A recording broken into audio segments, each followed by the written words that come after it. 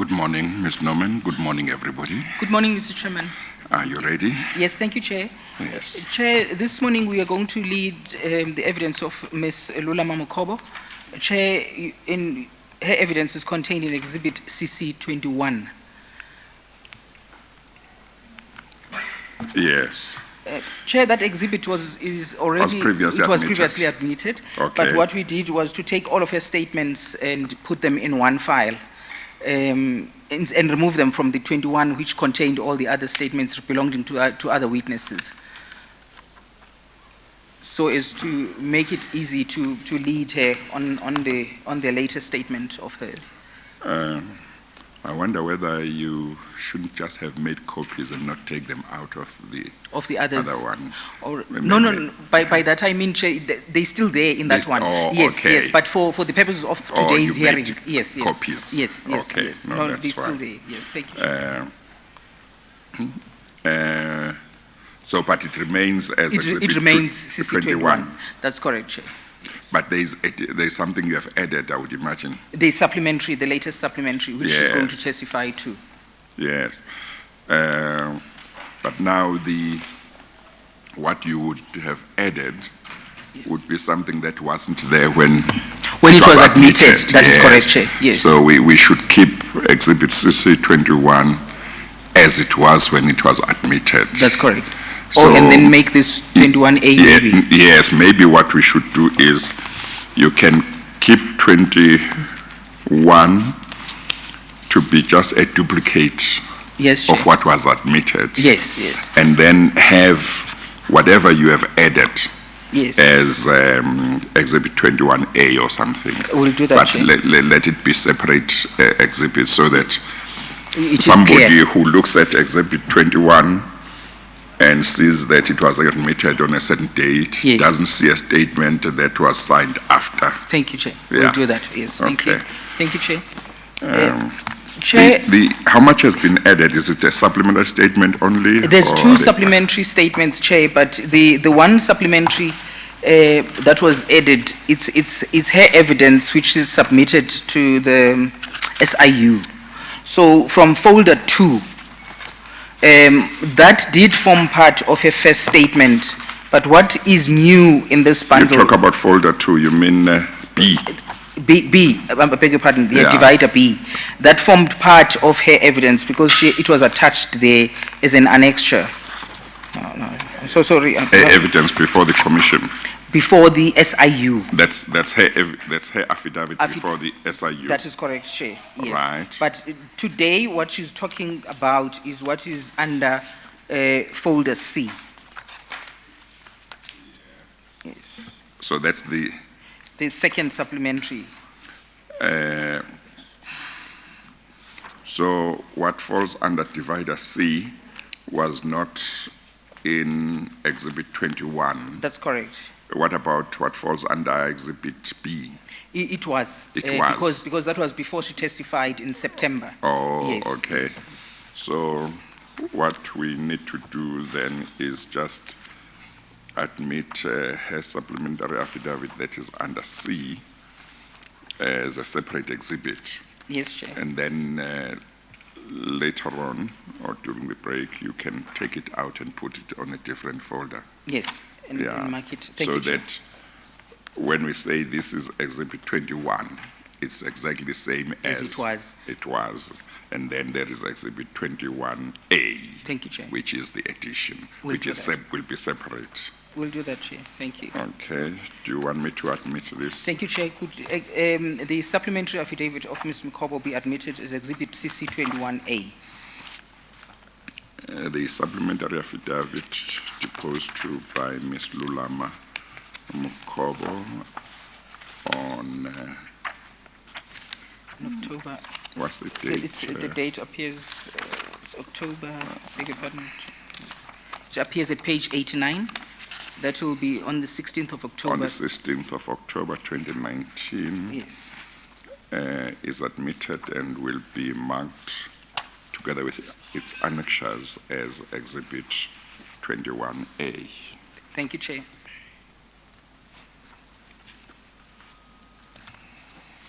Yes, okay. Thank you, Chair. Yesterday, Chair, we referred to the exhibit CC43, which is of Ms. Teresa Geldenhuys, but it was not admitted formally into the record. Could that be admitted? May I just mention, Chair, that Chair's bundle is not before the Commission. We omitted to ask the protectors to bring that one. But with your leave, we shall make use of the witness, which will become the Chair's one, and then we'll change it when we get it. Are you going to need that one for today? Ms. Mokhobo's evidence? Yes, Chair. There's the referencing that we have to make relating to this. Yes. Yes. You say at this stage you don't have my bundle. We don't have yours at this stage, Chair, but we What? made provision. We took the witnesses bundle, which is clean, and we were going to use it for Chair today. Yeah. And then we have a separate copy that we've given to the witness. Yeah. And with your leave, we will use, Chair will have reference to the witness bundle, and then it will be replaced before the end of the day. Okay. Yes, thank you. Okay. No, it's already there. We placed it there already. Sorry, just in front of you. There, thank you.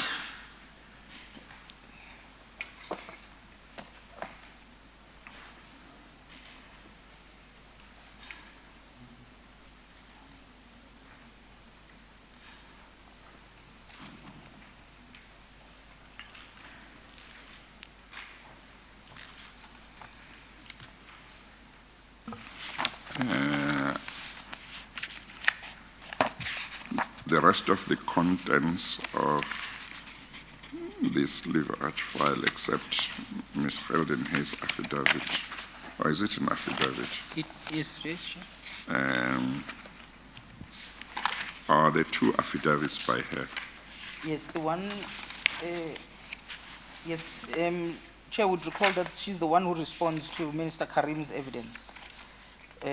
We mentioned it yesterday, and... One has not been deposed to. Yes, but the deposed one appears at page 8. Ends at page 8. Yes, Chair. Yeah. That's where the signature. What's the status of the one that has not been deposed to? She sent the one that was not deposed to first, and then she subsequently commissioned with her ID number redacted in the one that appears from pages 1 to 8. Is there any need for the one that is not deposed to? No, Chair. No, but because it has already been sequenced and paginated, You didn't want to? no, we didn't want to take it out because it will leave that gap.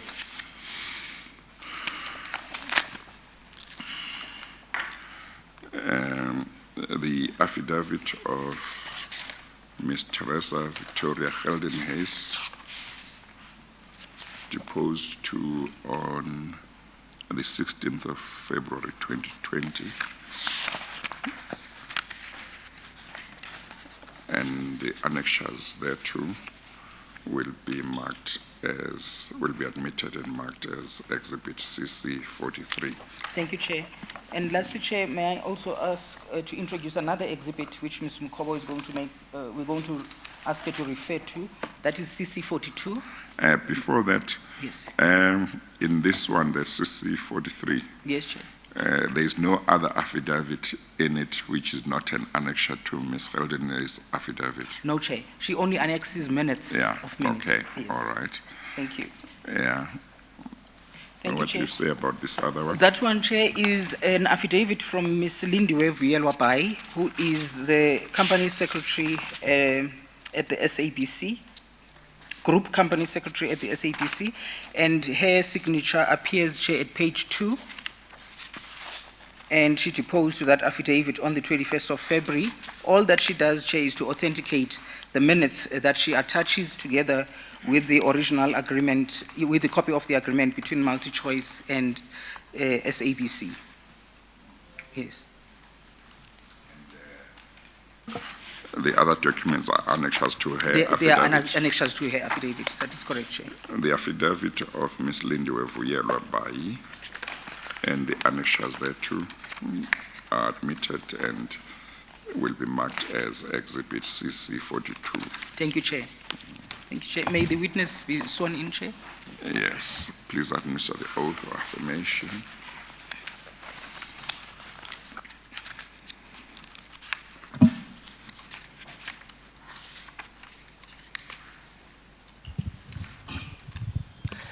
Please state your full names for the record. I, Lulama Mokhobo.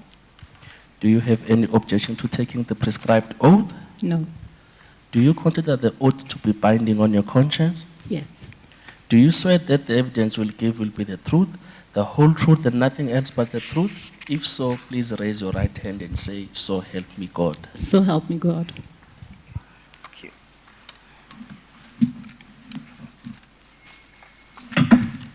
Thank you. Ms. Mokhobo. Sorry. Thank you for coming back, Ms. Mokhobo. Thank you, Chair. Thank you. I just want to make sure I've got the pronunciation of your surname correctly, because somehow I think I've been pronouncing it as if the first O is A.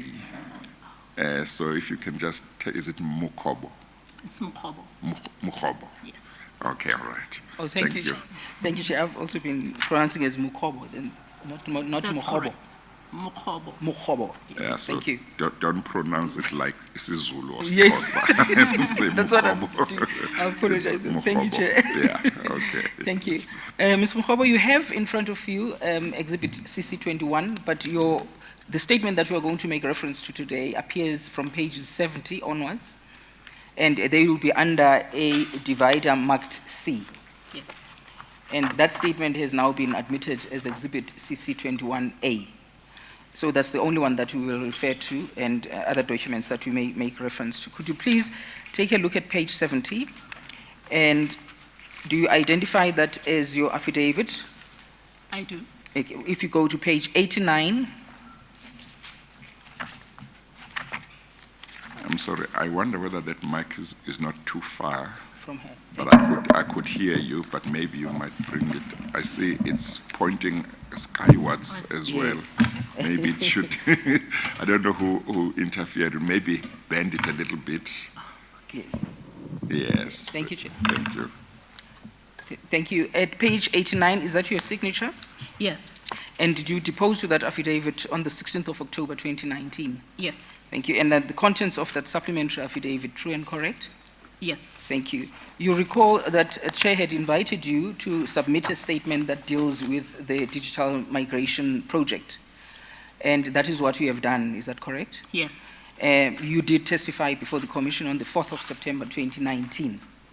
Yes. Yes. What I would like to do is to take you to paragraph 44 that appears at page 83. Because in terms of sequence, I believe that's where you should start. And about your role in the SABC Digital Migration Program. Could you just tell Chair briefly what was your role in this program? Chair, That is the digital migration program. That's Yeah. correct, Chair, yes. are you looking at from point 45? 44, page 44, 83, okay. 83.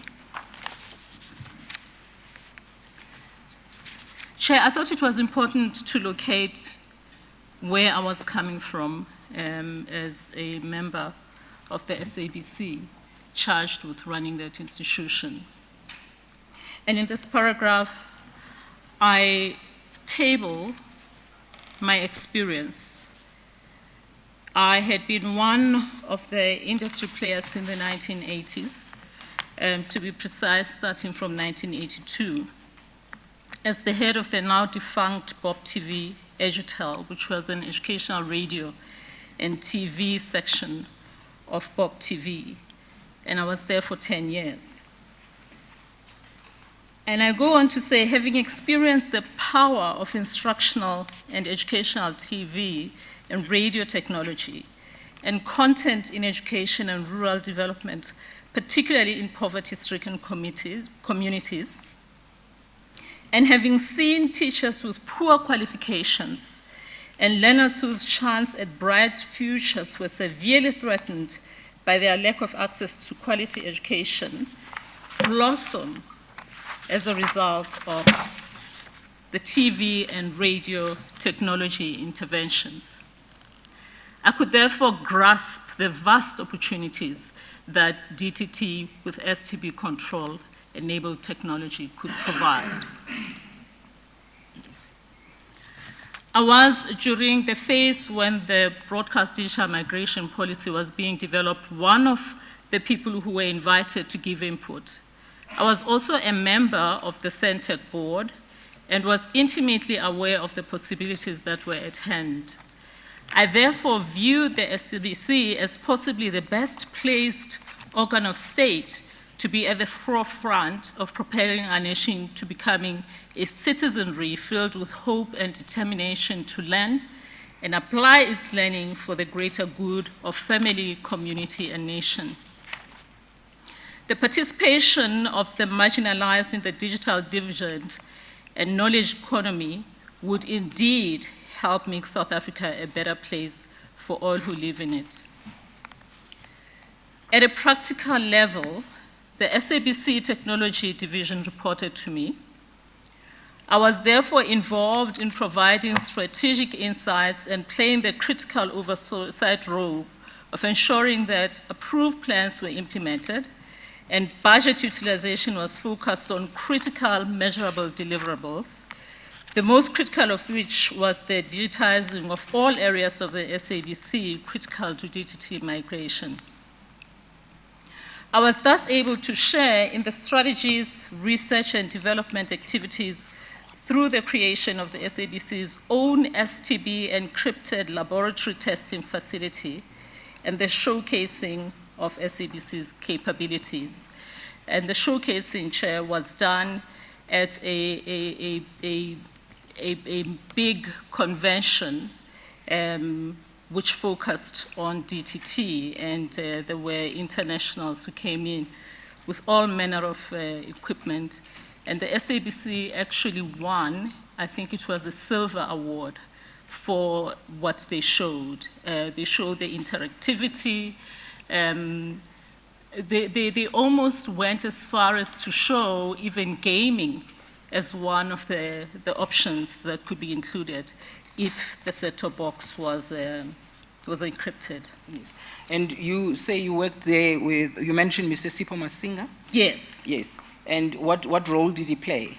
Mr. Masinga was the group executive for technology. Yes. A very well-trained engineer with numerous related qualifications. And he showed an astuteness and creativity that, if harnessed, even after I'd left the SABC, would have led the organization into going beyond its traditional broadcasting role and becoming a non-linear hub of knowledge through technological possibilities provided by digital broadcasting and user-receiver technology. And here I mean the set-top boxes, yes. Encrypted set-top boxes. Okay. So if then, with that background that you've given the chair, when then the whole proposal about how this relationship between Multichoice and SABC was going to work, you had the best appreciation of what would benefit the SABC. Indeed, Chair, yes. I did. And then I'm going to take you back, ma'am, to page 72 now, because there you just highlight the events that led up to that led to the signing of the agreement between Multichoice and the SABC.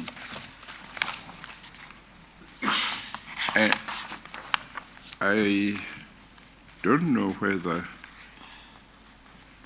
I got this from reading statements or whether it was evidence that you did cover in your, or it was something that you did cover in your evidence previously. But I do recall, I seem to recall that in your evidence you did say that this agreement was signed on a day when you were away from work, you were on leave or something. So the only reason why I'm mentioning that is obviously that we don't need to cover what you have already covered before, but Ms. Norman would be alive to that. Yes. Yeah.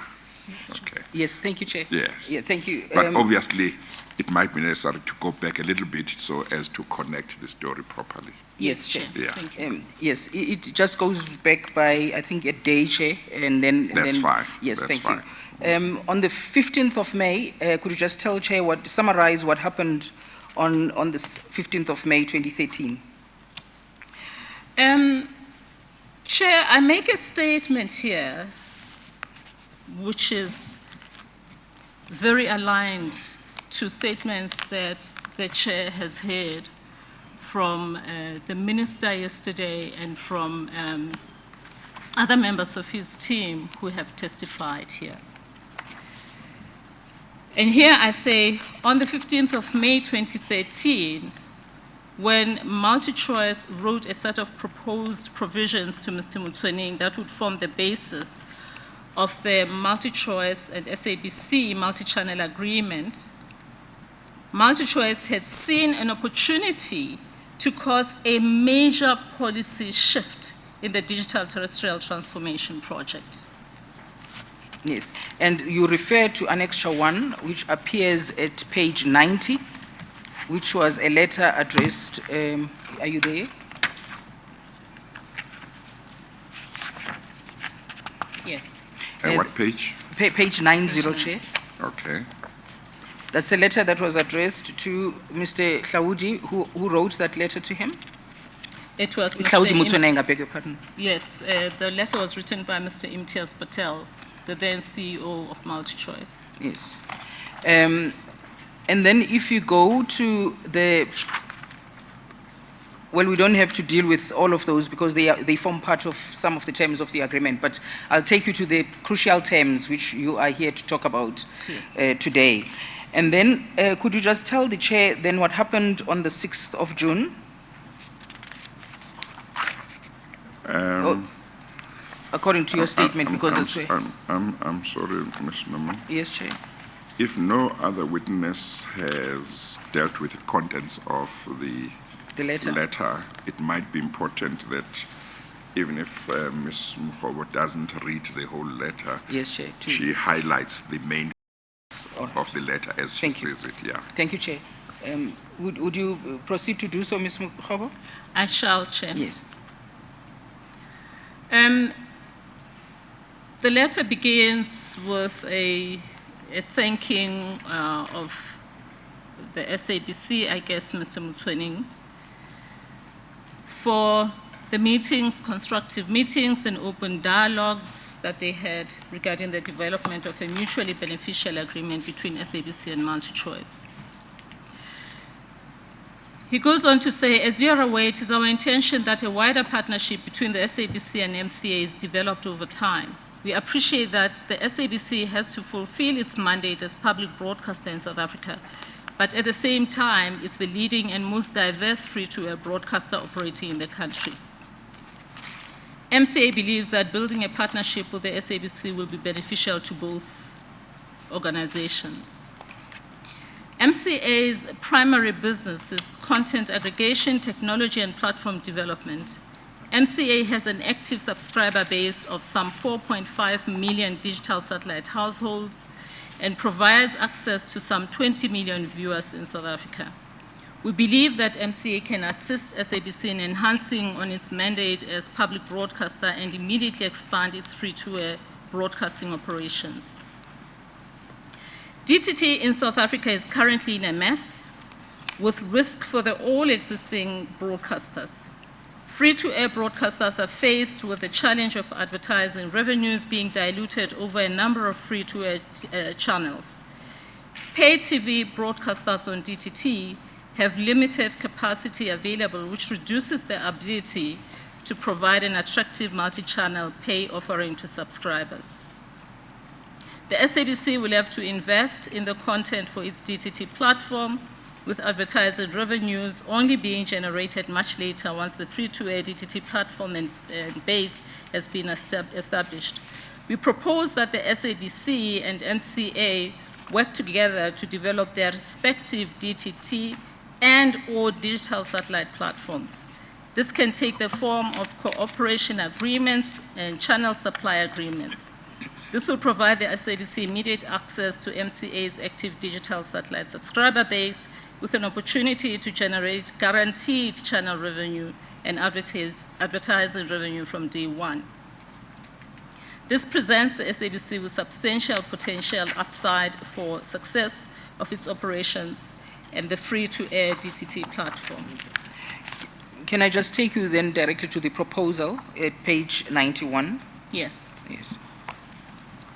The SABC channel supply proposal, number 1, the SABC will provide MCA with the following channels: an exclusive entertainment channel, SABC Premium, and a 24-hour news channel, SABC News.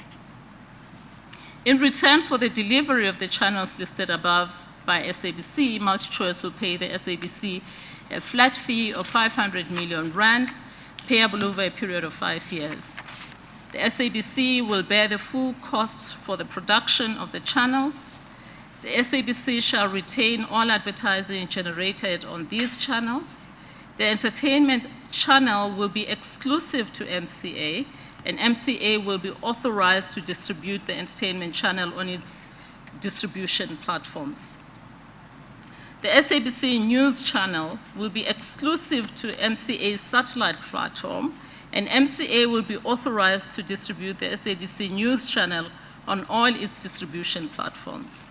The SABC will, however, be allowed to distribute the SABC News channel on its own free-to-air DTT platform, subject to point 9 below. I suppose I should go directly to point 9 below. Yeah. Yes. The offer presupposes that all SABC channels on its DTT platform will be made available to the public unencrypted, without a conditional access system, and thereby incidentally receivable by the MCA DTT decoder. Thank you. And that becomes the issue that you raised at the meeting of the 6th of June 2013. Yes. Could you just quickly go to paragraphs 11.1 and 11.2, where you deal with the proposed terms of the agreement that you canvassed largely at the meeting? That would, we are now at page 72, back to page 72. Back to page 72.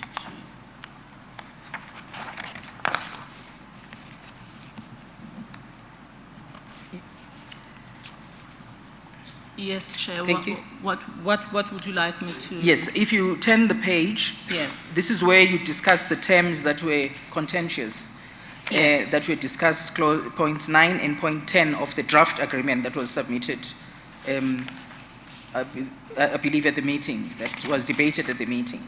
Yes. Thank you. Could you just quickly tell the chair why did you have a problem with those particular clauses? Chair, I had a very serious problem with point 9. I'm sorry. Ms. Norman, will that cover paragraph 11 of her? That is paragraph 11, Chair. Okay, Yes. all right. Paragraph 11. Yes. Are you there? Yes. Yes, thank you. Yes. Paragraph 11, should I read paragraph 11? Yes, you can read, yeah. Yes, Okay. yes. On 6 June 2013, the SABC Interim Board and MCA's Chairman, Mr. Lidele, CEO, Mr. Imtiaz Patel, together with Mr. Greg Hamburger, met to discuss the substance of the future multi-channel agreement as a follow-up to the letter referred to in point 9 above.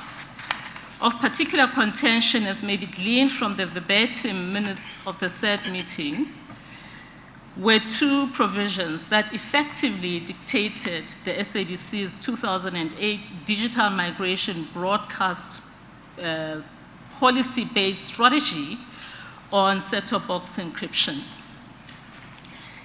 They state, point 9, the offer presupposes that all SABC channels on its DTT platform will be made available to the public unencrypted without a conditional access system, and thereby incidentally receivable by the MCA-DT decoder.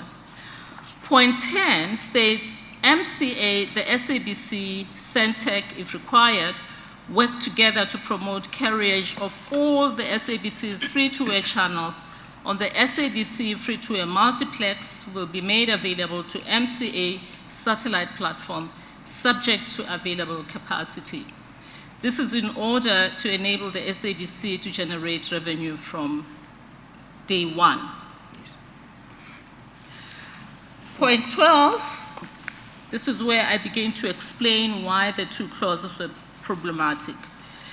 I was joined by SABC board member Mr. Mavuso in categorically stating that point 9 and 10 were not enforceable through the future multi-channel agreement and entirely depended on the Department of Communications and governments deciding to amend the 2008 BDM policy to reflect the change. Moreover, the DOC had begun a mass carry regulations review process which could ultimately lead to the SABC being paid for any channels that were broadcast through MCA and other satellite platforms. So essentially, Chair, we were sitting with people with very serious commercial interests who effectively wanted to dominate the market by hook or crook. And they saw the SABC as probably the most critical organization which could lend credence to their attempt at basically taking the entire market over and shutting out anybody who tried to be a dissenter. The BDM policy of 2008, Chair, as far as I was concerned, as the person who had been placed in that organization, to not only run it, safeguard its duty in the current state and in the future, and ensure that from all perspectives of its mission and vision, that it covered them. And the core mission of the SABC was to empower the citizenry of South Africa. And how do you empower the citizenry if you do not do it via information?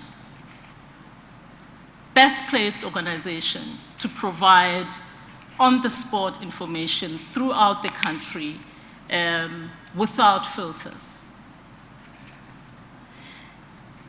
Now, the citizens would, at the time, and I think it is worse now, Chair, with the losses of jobs that we're seeing in the country, with the deepening of employment crisis and the deepening of poverty.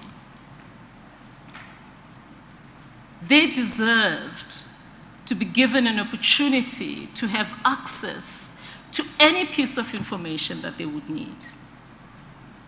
An encrypted DTT box would enable a return path that would enable a citizen sitting anywhere in the country, for as long as they had a TV set, even the old black and white box would be able to work through the set-top box, would be able to search for information on the internet using that box. We had also, and this was also a policy provision, and I do cover that later, but if you will allow me. Advocate.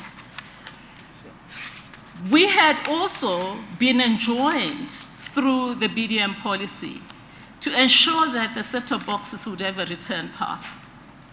And that return path would enable a telephone capability, whether it would be via a cord or if, with the sophistication that we have in the country now, via Bluetooth or whatever means. And with Telkom also being a state entity, coming on board as a provider of telephony countrywide to enable also over and above its core function of enabling people to talk to each other via the phone, but to enable access to their internet network that would come through the set-top box. So effectively, all old people, young people in faraway places would not have to travel the distances that they would need to travel to get to any place where they would require help, whether it would be for registering a child's birth, for registering an old lady to receive pension, and for all manner of things that I cannot, off the top of my head, mention right now. The list is too long. That would include internet cafes and so on. Yes. They wouldn't have to, young people wouldn't have to try and go in distances to look for those. Indeed, Chair. And the beauty of it all is they would not have to spend a penny because they would have their own internet cafe at home. They would be able to go in and do their research. I'm very passionate about education, Chair. I come from an educator background. I'm very, very passionate about education. And we know how in trouble our schooling system is, how our children continue to not do well. And not very long ago, there was a research document that was published which suggested that the standard of education in our country seems to be going lower instead of getting better. I wouldn't be surprised if that is true. Indeed, Chair. I wouldn't be surprised. I watch celebrations about matric results, and I think that the families whose children celebrate their achievements are entitled to celebrate. That's good, but I think we don't put enough emphasis on many learners who didn't make it up to matric. And I think that recently it was said that in terms of Africans, that figure is about half, if I'm not, or even more than half, if you look at those who started together at grade 1, that by the time that class reaches matric and passes, it's not less than half who didn't go up to matric. They drop out or stop at some stage. And when we celebrate those who have achieved, we need to worry about those as well who have been lost in the system. So I share your passion for education. Thank you, Chair. Thank you. So you were saying that there is so much of value that the SABC would have been able to give to the citizenry if the encrypted set-top boxes had been continued with in terms of the digital migration. And what Multichoice and NASPAS wanted to do was to effectively strengthen their monopoly of their dominance of the market, but in effect, the consequences and effects on the citizenry were far-reaching. Indeed, Chair. Indeed. I saw how children and their teachers would actually glow at how much they could understand concepts better, because they would have somebody who knows the subject matter better, teaching to them via television. They would be able to see experiments. A lot of these schools don't have laboratories, and yet we decry the fact that we don't have enough children trained in science and mathematics. How do they get trained in those when they do not have laboratories? And secondly, when the teachers themselves do not have the appropriate qualifications or ability to impart the knowledge. So you would be able to get almost a distance learning program running throughout the country with the best teachers and the children would be able to watch those programs. And if they could not watch them at the time when they run, and that's where the PVR functionality is so important, they could set their PVR to record the program for themselves. So when they get home, at the time when they're studying, they could switch on and watch it. The same case goes for the teachers themselves, who would be able to use the information they get to better match the information and learning requirements of their children. But as we know, the challenge does not go away, at least not right now.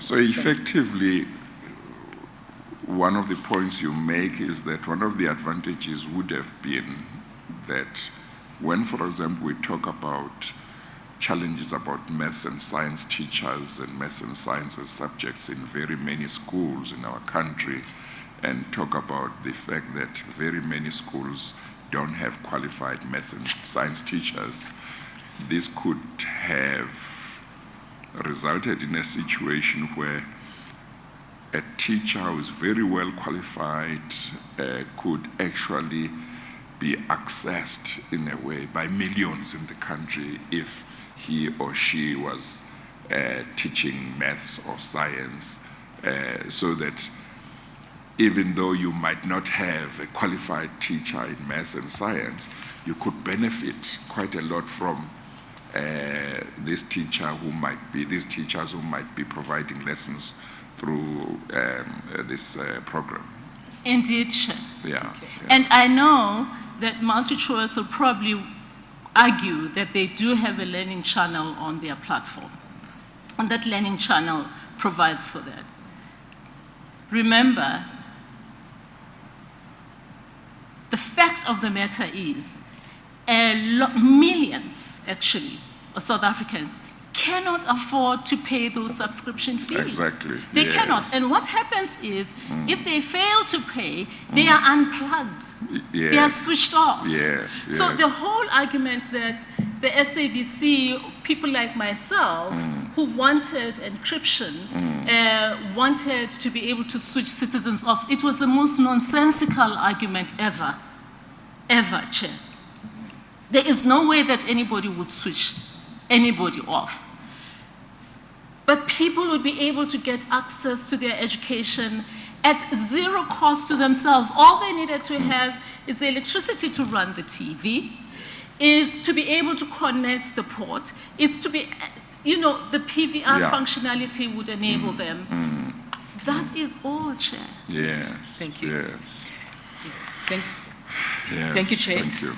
Thank you. And then on the 2nd of July, whilst you were on leave, it's now common cause the agreement was signed. Yes. Yes. And I just want to take you to that agreement. Chair, that agreement appears in Exhibit CC42. Just before we go there, Yes. prior to Multichoice letter addressed to Mr. Mzoneng arriving, had you been aware of any discussions that might have been taking place prior to that between anybody from SABC and Multichoice about any possible cooperation? Chair, discussions around cooperating with Multichoice began at the time when I had just begun at the SABC Yes. in 2012. Yes. When the Parliament, members of Cabinet were getting very upset with the SABC for not establishing the 24-hour news channel. There were Yes. elections coming up. There was so much pressure on the SABC to create space for a lot of news, and in particular, the Yes. coverage of different political parties and et cetera, et cetera. And the SABC on its own could not create the channel because there was a ruling that all the space that was available was going to be used for the future. And we could not touch it, and therefore we could not create a new channel on the SABC. And so the only other alternative was to then go to Multichoice and discuss the possibility. And it turned out that many people had already been lobbying Multichoice for the possibility of having a 24-hour news channel. Yes. So our discussions began then, Chair. And in my previous submission, I did state that nothing came of those initial discussions and contract because the money that Multichoice was willing to pay was too little. Yes. The critical thing, Chair, is that the contract did not have any of these very strange clauses that became a bone of contention for many of us. Okay, thank you. Thank you. Thank you, Chair. If I may just take you to CC42, Exhibit CC42, which is the affidavit of Ms. Bai, Ms. Viola Bai, at page 161. That agreement begins from page 153, but I would like to draw your attention to 161.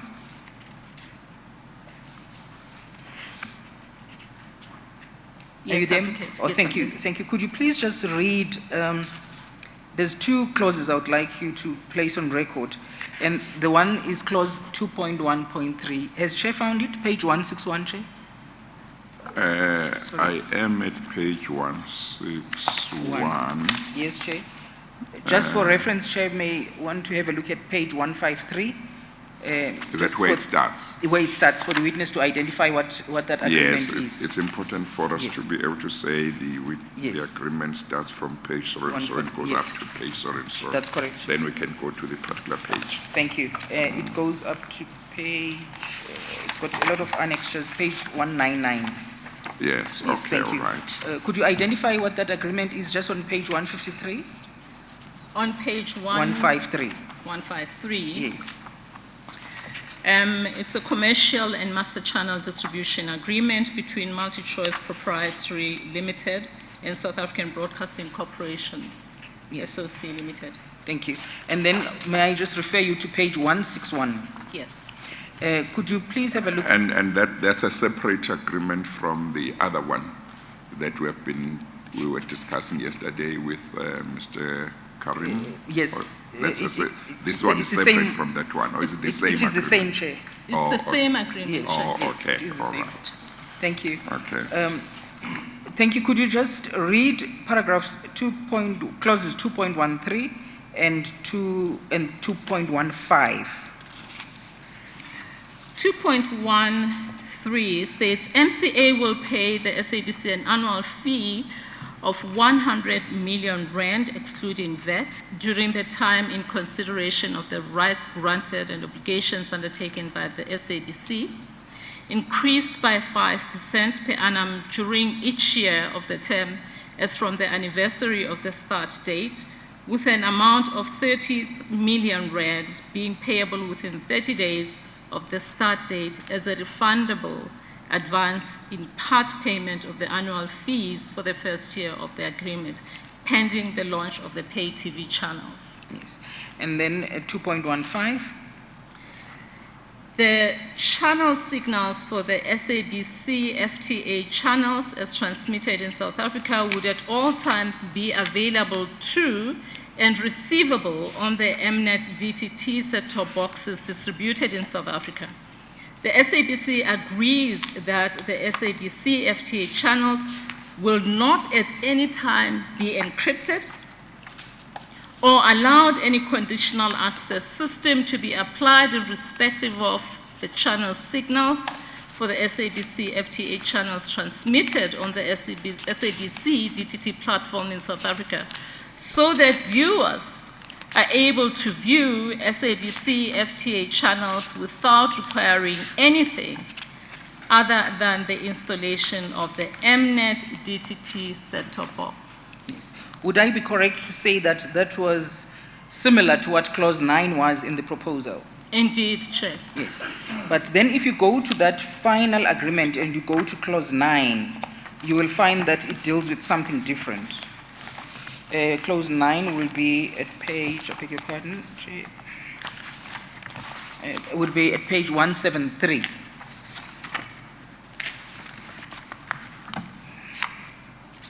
I'm there, Chair. Are you there? And then it deals with SMS.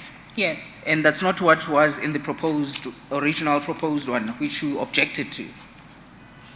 What I'm saying, it was not clause 9 then. No, it was not clause 9 then. Yes, thank you. Well, let's hear first what clause 9 says. Yes. Clause 9, could you just read quickly what clause 9 says? MCA shall provide or cause to be provided subscriber management services, SMS, in the performance benchmark MCA shall, sorry, I think I've skipped a page. I do apologize. Let me read it Yes. again. MCA shall provide or cause to be provided subscriber management services in respect of the channels as may be included by MCA on its television platforms as generally accepted and understood in the industry at the date of signature hereof. The SABC acknowledges that all proprietary and intellectual property rights arising from conduct by MCA of the SMS shall, as between the SABC and MCA, vest exclusively in MCA. Thank you. And maybe in fairness, just to balance up whatever we're going to deal with in the end. There was a point you made, I didn't get it, Yes, about whether this captured something that was in the proposal or something. That's correct, Chair. Will you just deal with it again? You didn't get that one, Chair. Yeah. No, Chair, I had referred the witness, I had asked the witness, Ms. Mokhobo, to read paragraph 2.1, clause 2.1.5. And the question that followed was, because this dealt with whatever was going to be furnished would not be encrypted. So I asked her whether that was similar to the clause 9 that she objected to. And then she said yes. Okay. Yes. But she could just repeat what you said in reference to clause 2.1.5. Chair, if I may just clarify Yes. something quickly. The letter was a proposal, and out of the proposal, they then drafted the agreement. Yes. Therefore, you will find clause 9 appearing in a different clause on the contract itself. Yes. So there is nothing that has been removed. Oh, it was What has substantial, rather it was happened- captured. Yes, Chair. Yes. What was in the letter, in substance, found its way to the agreement. Yes. Okay. All of what was in the letter. All of what was in the Plus, letter. there were some additional Yes. clauses, Yes. such as the SMS clause, Yes. which was not in the original Okay. proposal letter. Okay. Yes, thank Okay. you. No, Thank you, Chair. So in essence, then, when this then was signed, then one would have expected that there must have been agreement now between Multichoice and SABC to say, keep your clause 9 and 10, we're happy with them. Seemingly, Chair. Yes. And in your discussions with us and when you went through the minutes, which I had asked you to go through them, did you manage to get hold of a minute that would show that on this, at the meeting of the 2nd of July 2013, which you did not attend, there was approval of that agreement? Chair, there's a very strange set of minutes. Advocate, could you please Yes. guide us to the exact Thank you, Chair. pages in the files? Thank you, Chair. May I take you, Chair, to Maybe exhibit. while you are looking, Ms. Norman, can Yes, you Chair. just ask this, Yes. Ms. Mokhobo? Prior to your going on leave, and I'm talking about the leave when, in your absence, the agreement was signed, had you been informed or were you aware that the interactions between SABC and Multichoice had reached a stage where an agreement could be signed anytime? Chair, the last meeting that we had with Multichoice was the meeting where myself and other board members, notably Mr. Mavuso, raised very sharply our discomfort with the two clauses. And the fact of the matter was that they were going to be reviewed or removed because there was no way that I could have sat there and agreed that the law be broken. A policy statement from government becomes law. There was no way I could have been party to that happening. So that meeting had discussed quite intensely. It was, shall I say, there was a little bit of camaraderie in that meeting. There was a little bit of joking backwards and Between forwards. Multichoice and SABC. And SABC. But there was absolute clarity on things that should not have been in discussion as being included in the contract. Therefore, it was quite surprising when I read the letter that they sent to Mr. Motsoeneng, that those clauses were still there, those suggestions were still there, which they had been tabled as conditions precedents. We cannot hold an entity like the SABC to ransom like that, but there was a veiled threat that it's either you agree to these clauses or we walk away. Chair, I may be criticized for this, but I would rather have walked away from the contract than to compromise the SABC in this way. And Chair, I think it's very important that I bring to your attention that following my submission at the previous sitting where I presented, in the commission. Yes, in the commission. I got a call from a Star newspaper journalist who said to me, there were people who were saying I had lied. And I think it actually made its way to a lead story in the Star, wherein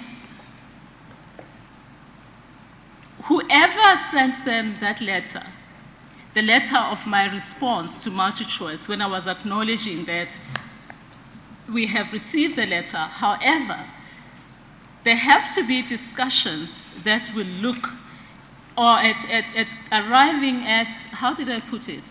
Arriving at terms that will be agreeable to both parties. And that was very clear, Chair. You cannot come to me and say this is what I want, and we agree that we will discuss and arrive at terms that we can both agree on, and you go off and create what you, sorry Chair to be saying you.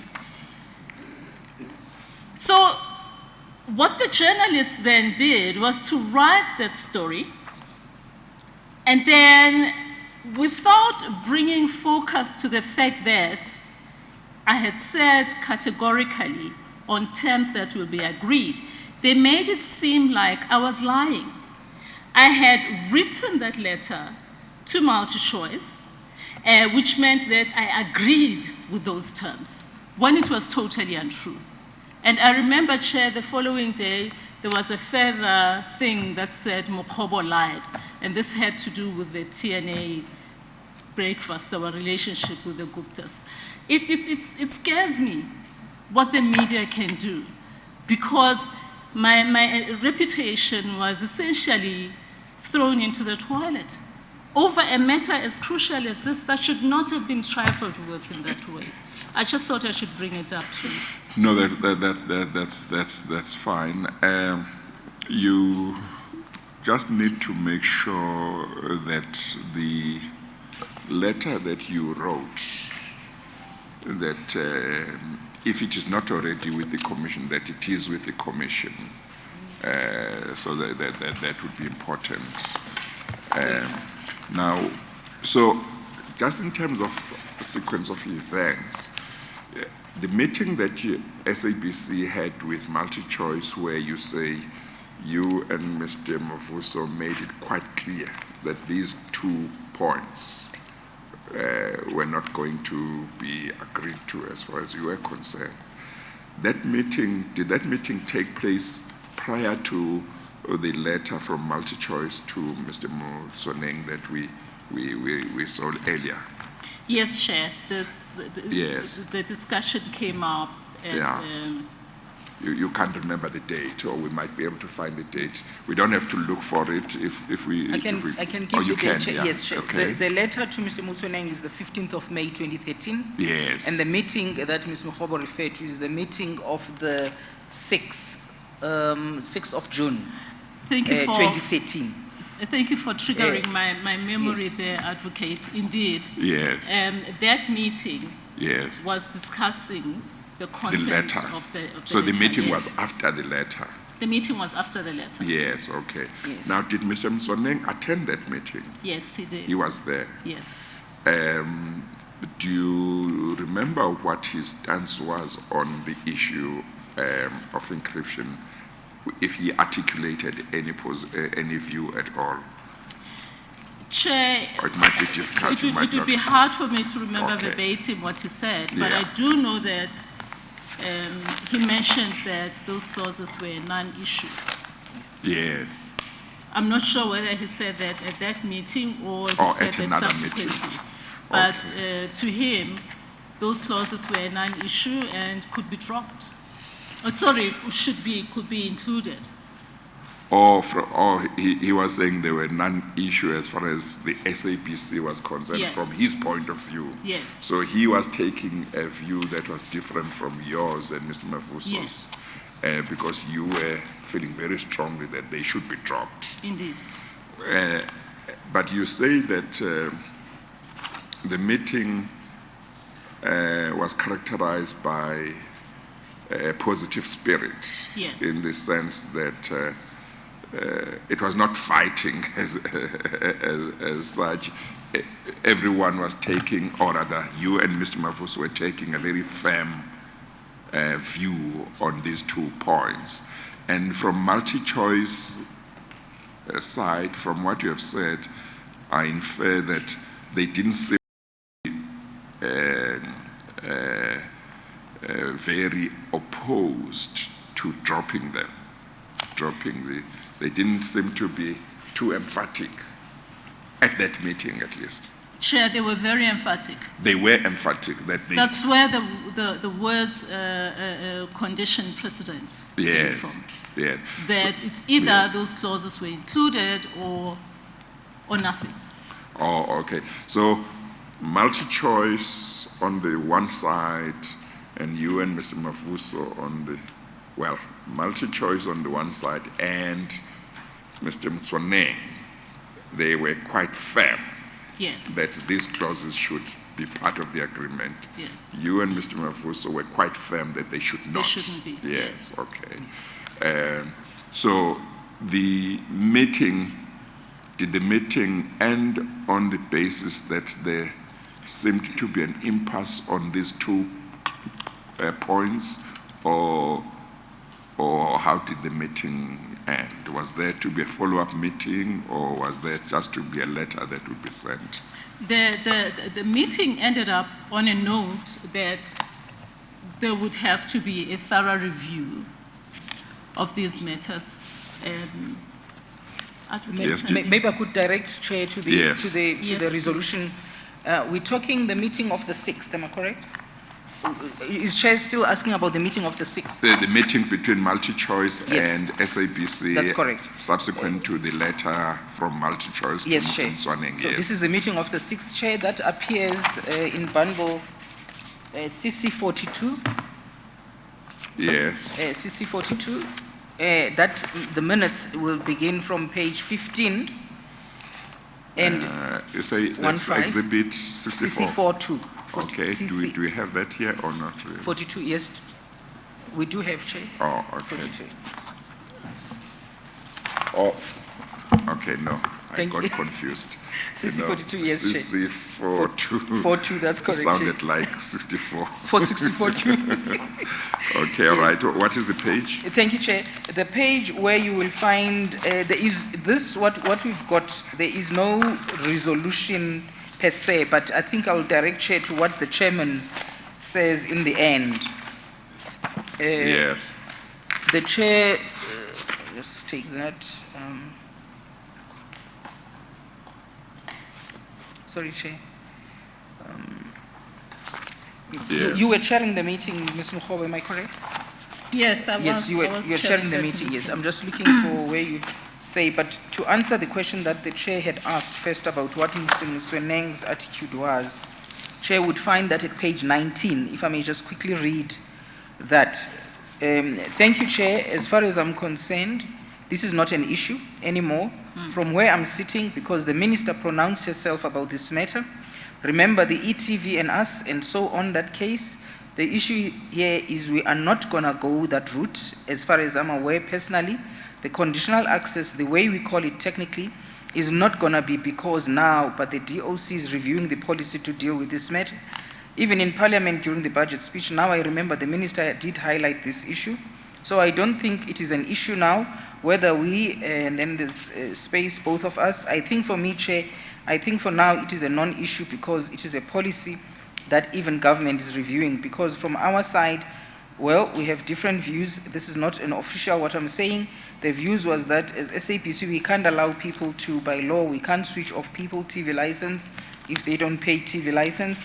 That is the standpoint we took, but not as a collective, but different views. And that different views influenced the DOC to review the policy to check whether really this is necessary for SAPC. So that is our standpoint. Chair, I beg your pardon? Yes. And then page, that is what page is this? 18. Okay, I just want to get the last bit. And then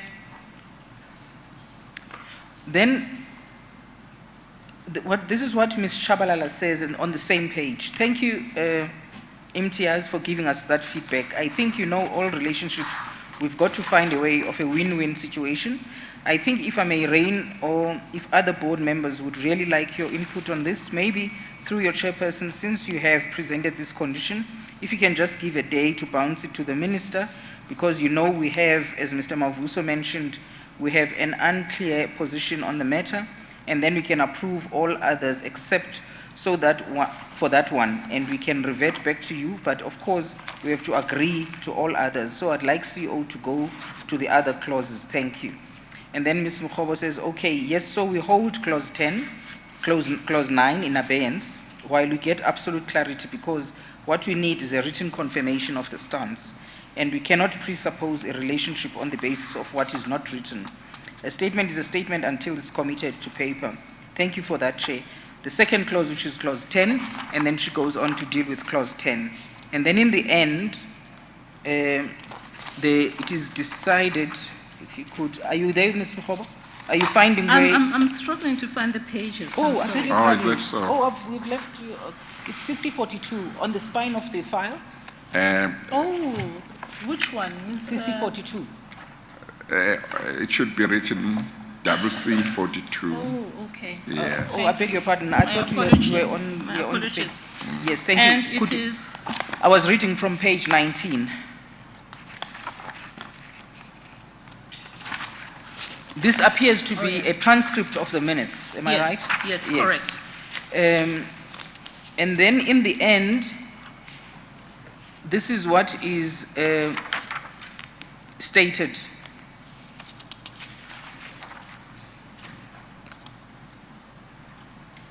When you say in the end, on what page are you? Then that the end, Chair, would be page 24. Yeah. Yes, and there, sorry, maybe before we get to 24, I just want to get where Ms. Mokhobo concludes the meeting. Then it goes on. I beg your pardon, Chair, just to find it. And then,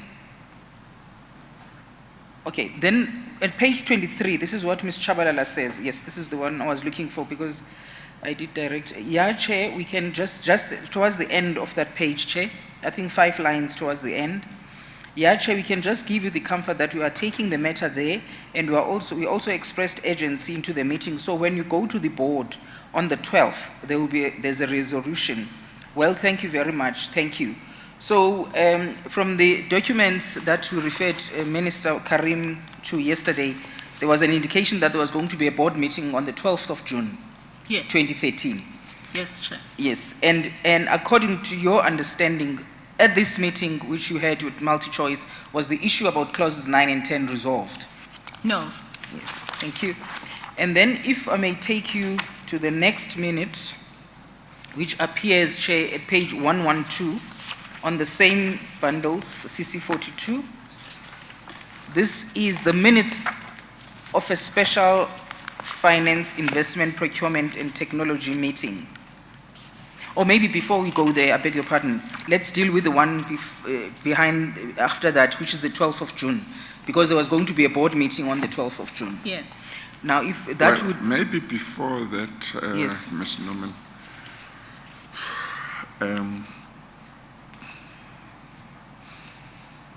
there is something that I find strange in that meeting.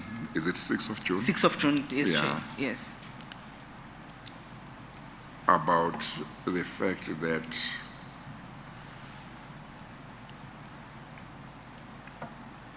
those representing the SABC are not speaking with one voice.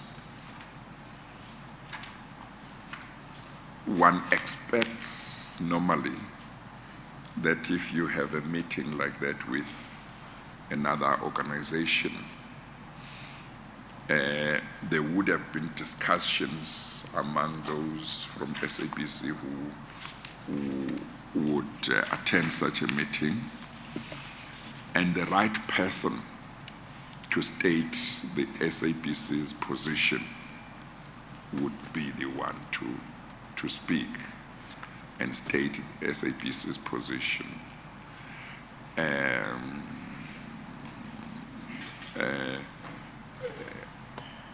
Is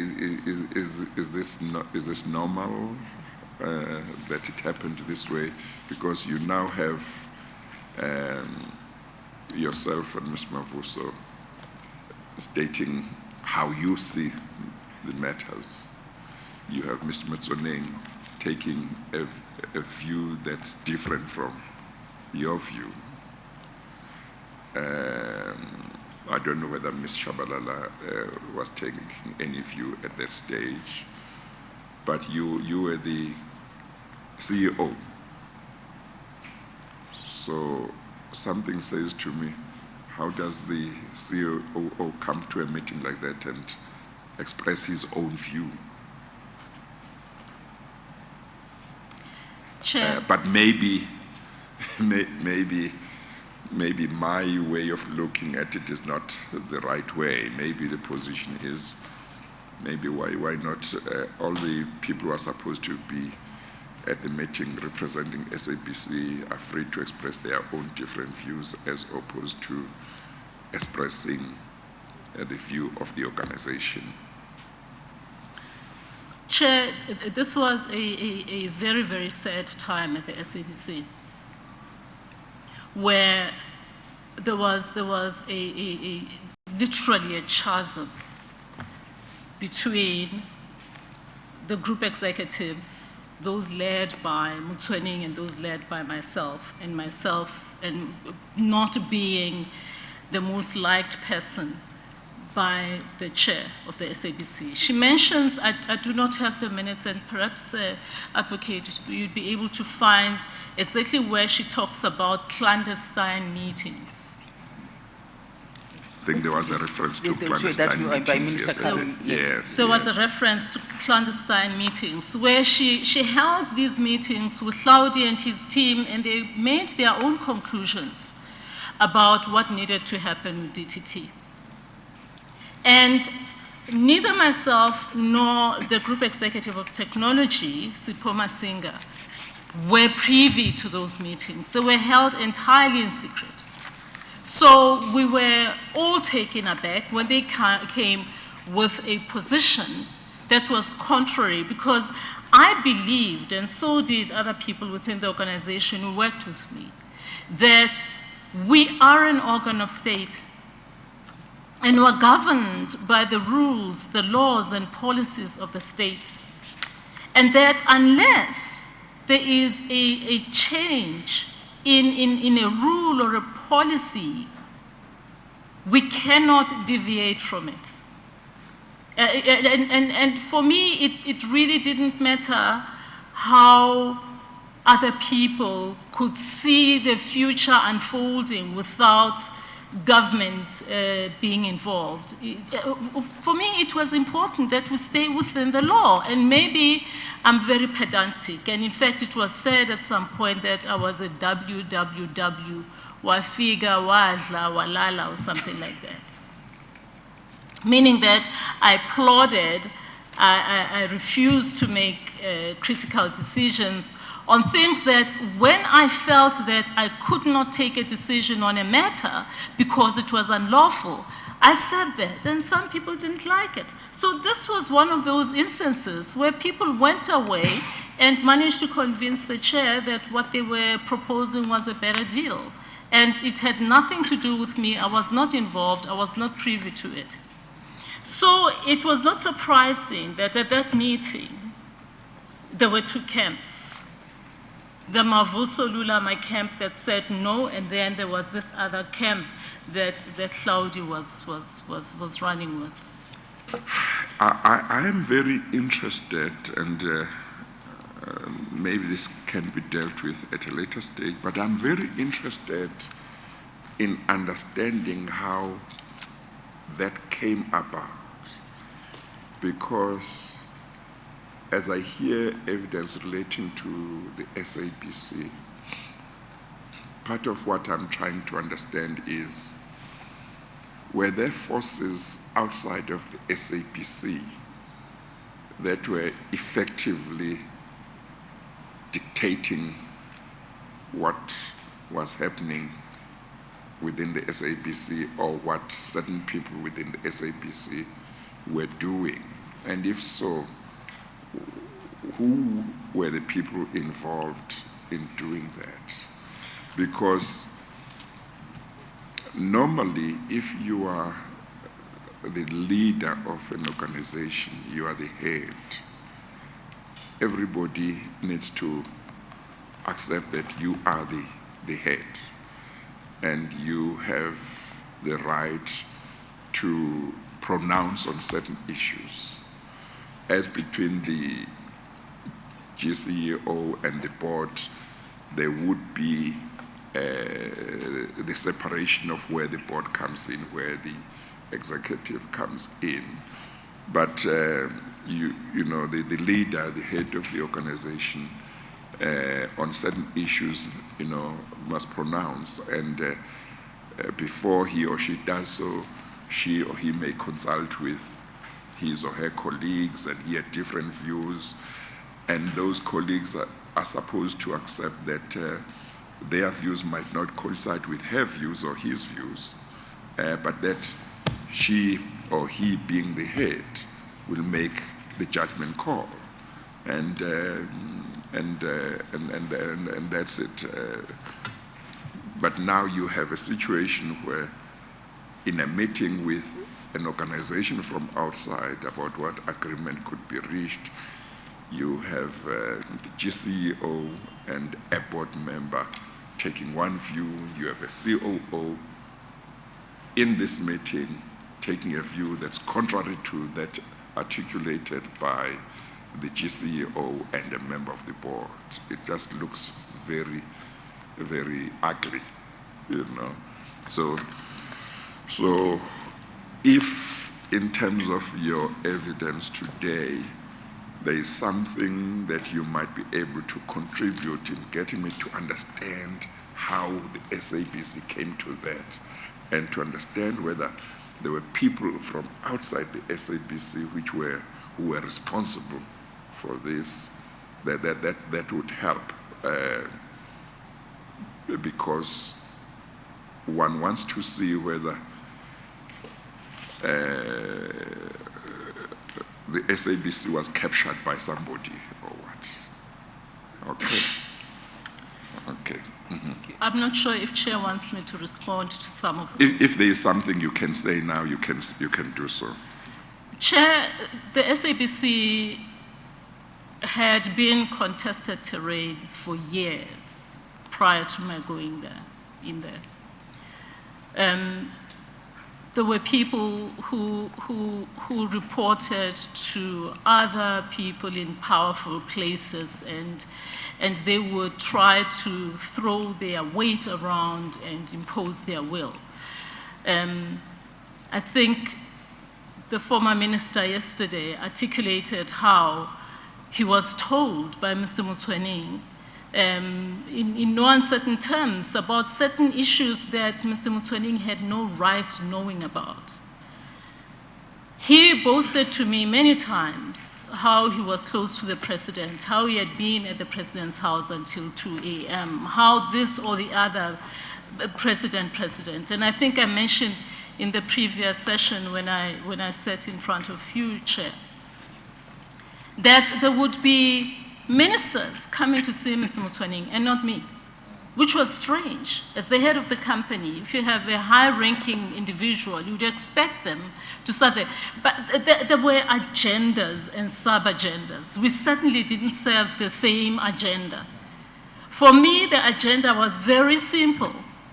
It was go in, make the organization work, make it deliver on its mandate, make sure that everything it does is lawful, and ultimately make sure that it's profitable. But there were other sub-agendas, and Chair speaks of capture. Certainly, the interests of multi-choice became paramount to Motsoeneng, to the detriment of the organization. Yes, he claims that he succeeded in bringing 500 million rands into the organization. It was 100 million rands per year. There is somewhere where I do very rough calculations about different scenarios for the SABC. That was very little compared to what the SABC was forced to concede as a result of this man. The SABC had a history of boards not agreeing with each other. And as they say, the tone gets set at the top. You know, if the top, being the board itself, was not agreed on certain principles, and we had board members siding with this person and others siding with the other, there is no way that the organization could work as a healthy organization. And as I say, this had been going on for years.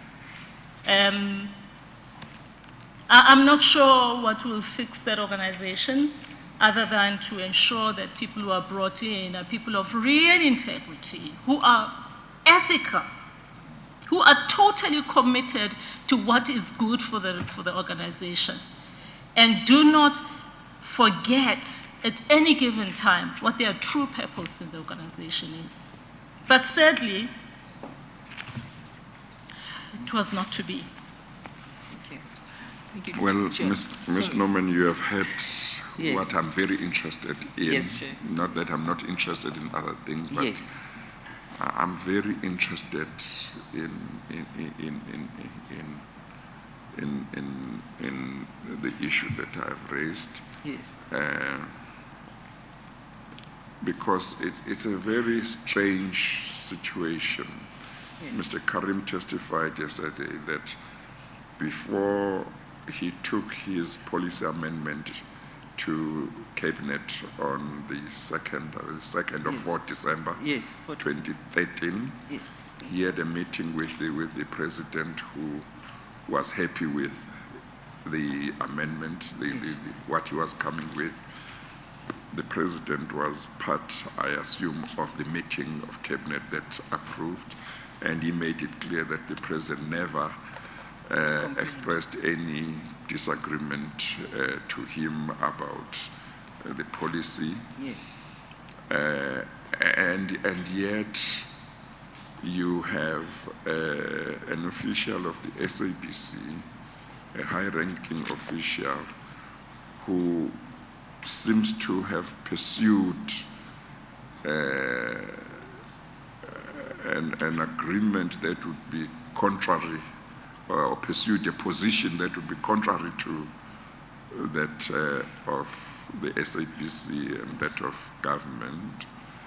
And as Ms. Mokhobo says, then she says there were many times when he claimed to have had meetings with the president. So it's important to try and understand if How there that is any link. Yes, Chair. Yeah. Thank you, Okay. Chair. Okay. Chair, we've gone past Yes. past the tea time. Okay. Would we- Let's take the tea adjournment. It's 25 past now. Yes, Chair. We'll resume at 22:12. Thank you, Chair. We adjourn. All right.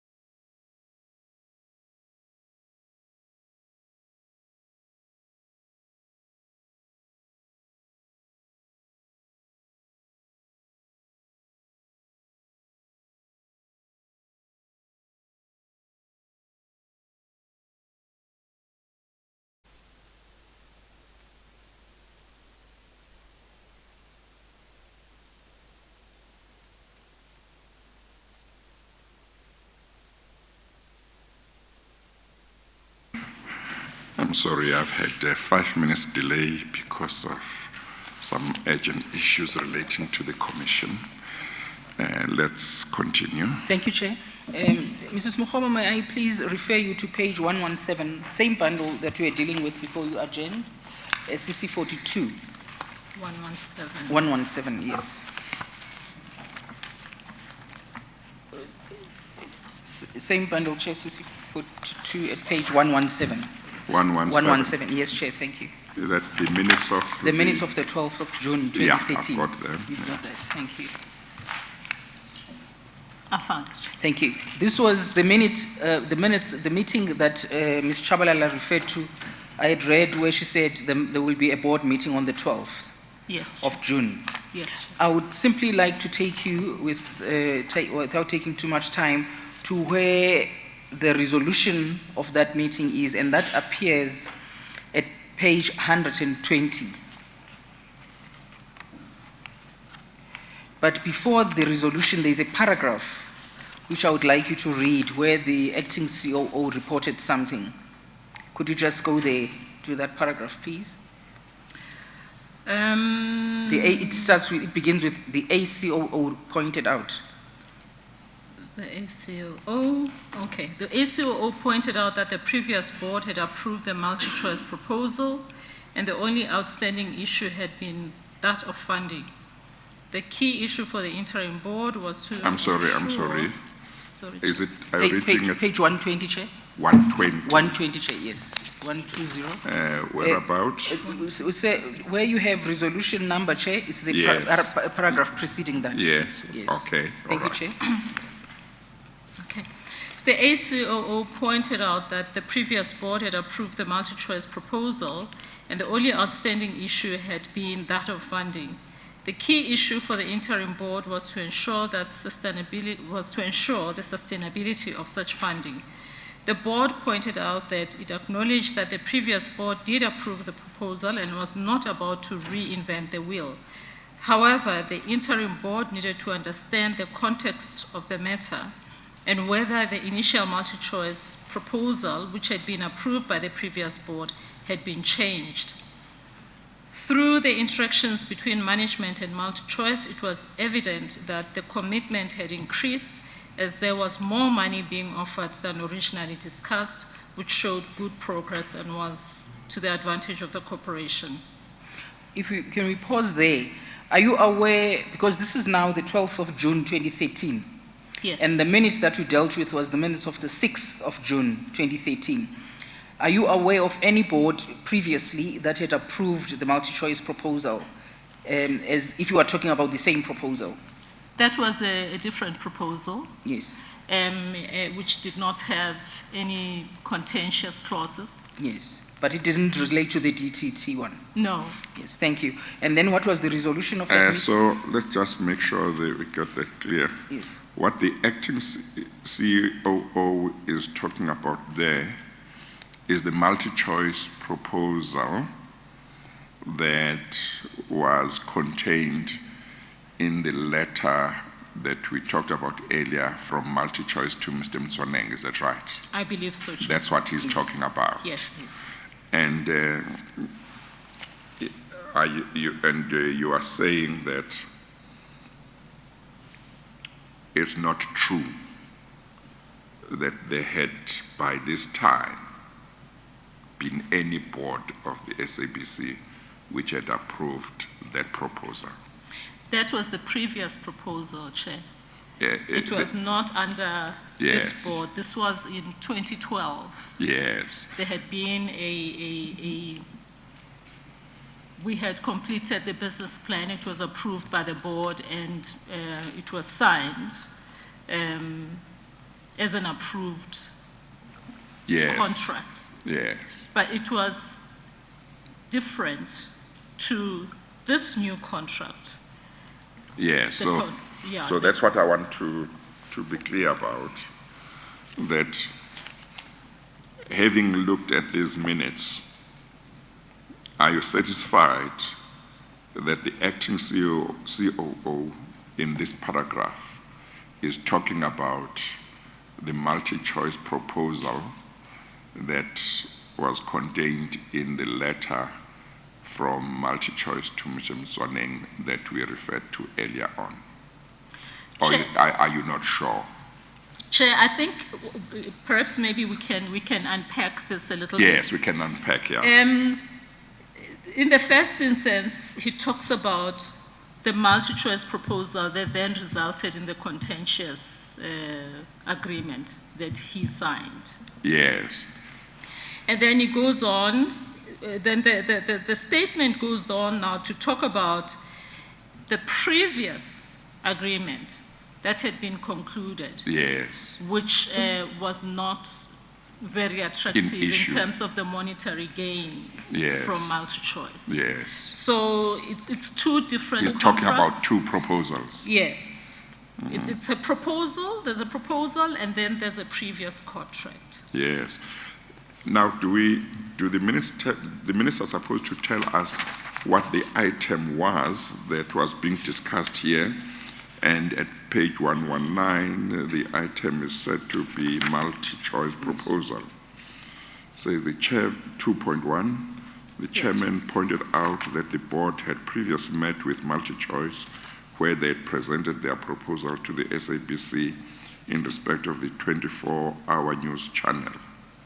In the ensuing discussions, there was disagreement concerning clauses 9 and 10 of the Memorandum of Agreement. The board had undertaken to discuss the concerns with the minister and thereafter to revert to Multichoice. That far, it's quite clear that the chairperson there is talking about the latest proposal at the time, Yes, Chair. which was contained in the Multichoice letter to Mr. Mswaneng. Yes. That part is clear. So therefore, it would be fair to say the item for discussion was that proposal. Yes. Is that right? Yes, Chair, that's You'd correct. agree with that? Yes. Was the latest proposal, not the earlier one that had been finalized? Yes, Chair. Yes. So, Ms. Norman, you might be able to take it from there. I just want to see whether any misrepresentations were made to at this meeting about whether the latest proposal at the time had been Yes. approved by the board or not. Yes, Chair. That's what Thank you. I'm trying to understand. Thank you, Chair. Chair, you're quite correct. It deals with this latest proposal because the preceding paragraphs deal with clauses 9 and 10. Yes. I beg your pardon, Chair. No, it's me. Oh, is it? Yeah. Thank you. Okay, all Sorry. right. Sorry. And then maybe, Ms. Mokhobo, there is another paragraph where you see, because I would like to Maybe sum without Ms. reading. Mokhobo can check if she did have a chance to refresh her memory on Yes. the previous paragraph. She can confirm whether the other paragraphs that I haven't read Yes. after reading the first one under this item, whether they talk about the latest proposal. Yes, they do, Chair. They do, yes. Yes. So to the extent that in that paragraph that you read earlier on, the acting COO may be talking about any proposal other than the latest proposal, then he would be talking about a matter that was really not on the table. Chair, he speaks about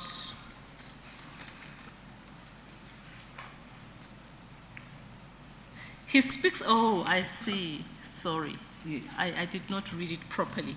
Yeah, He speaks about the previous multi-choice proposal, yes, and the only outstanding issue had been that of funding. The yes, key issue so he's comparing that old contract, the proposal pertaining to the old contract and the actual contract, he's comparing it to this new contract that is now wanting to be signed. I don't know if I'm making But- myself clear. Well, I understand what you say. You see, these minutes, as I understand them, if you go back to page 119,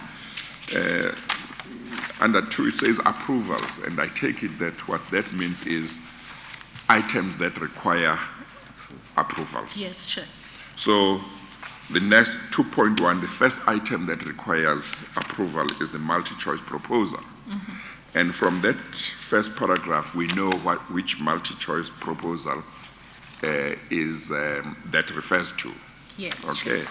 And both you and Ms. Norman have told me that the next few paragraphs talk about the latest proposal at the time of multi-choice.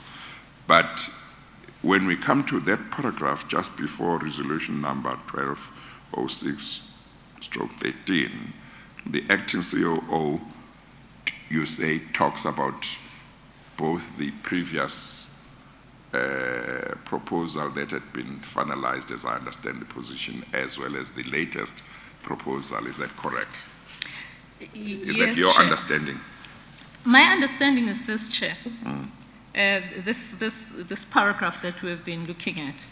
Yes. The ACOO talks about an approved multi-choice proposal, which was done under the previous board. Yes. But that proposal, which subsequently became a contract, That was was not the done and same. dusted. Was not the same as the one where there's clause 9 and 10 Yes. that is in disagreement. Yes. So I'm not sure what the value of him raising this was, but I think he just wanted to say, well, there's a better deal. There was a bad deal with the previous one, now there's a better deal. I can't think of it any other way other than to conclude Two that. paragraphs earlier, Yes. or 3 paragraphs earlier, you are said to have cautioned the board that whatever decision was taken, if there was an intention by the DOC to change the current broadcasting digital migration policy, it had to be in writing for the SABC's own protection. Correct. So it's Chair. quite clear that at that point, you are speaking to the issue on which a decision is required. Yes, Chair. Okay? Then, after you had said that, the acting COO is said to have confirmed that he had engaged with the DOC's policy division, who had advised him that the minister would address a formal letter to the chairman of the board, addressing both clauses 9 and 10.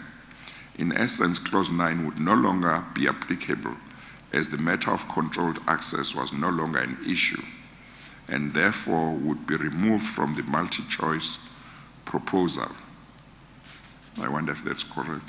The board requested the acting COO to follow up with the DOC to ensure that the minister's letter was received by the SABC.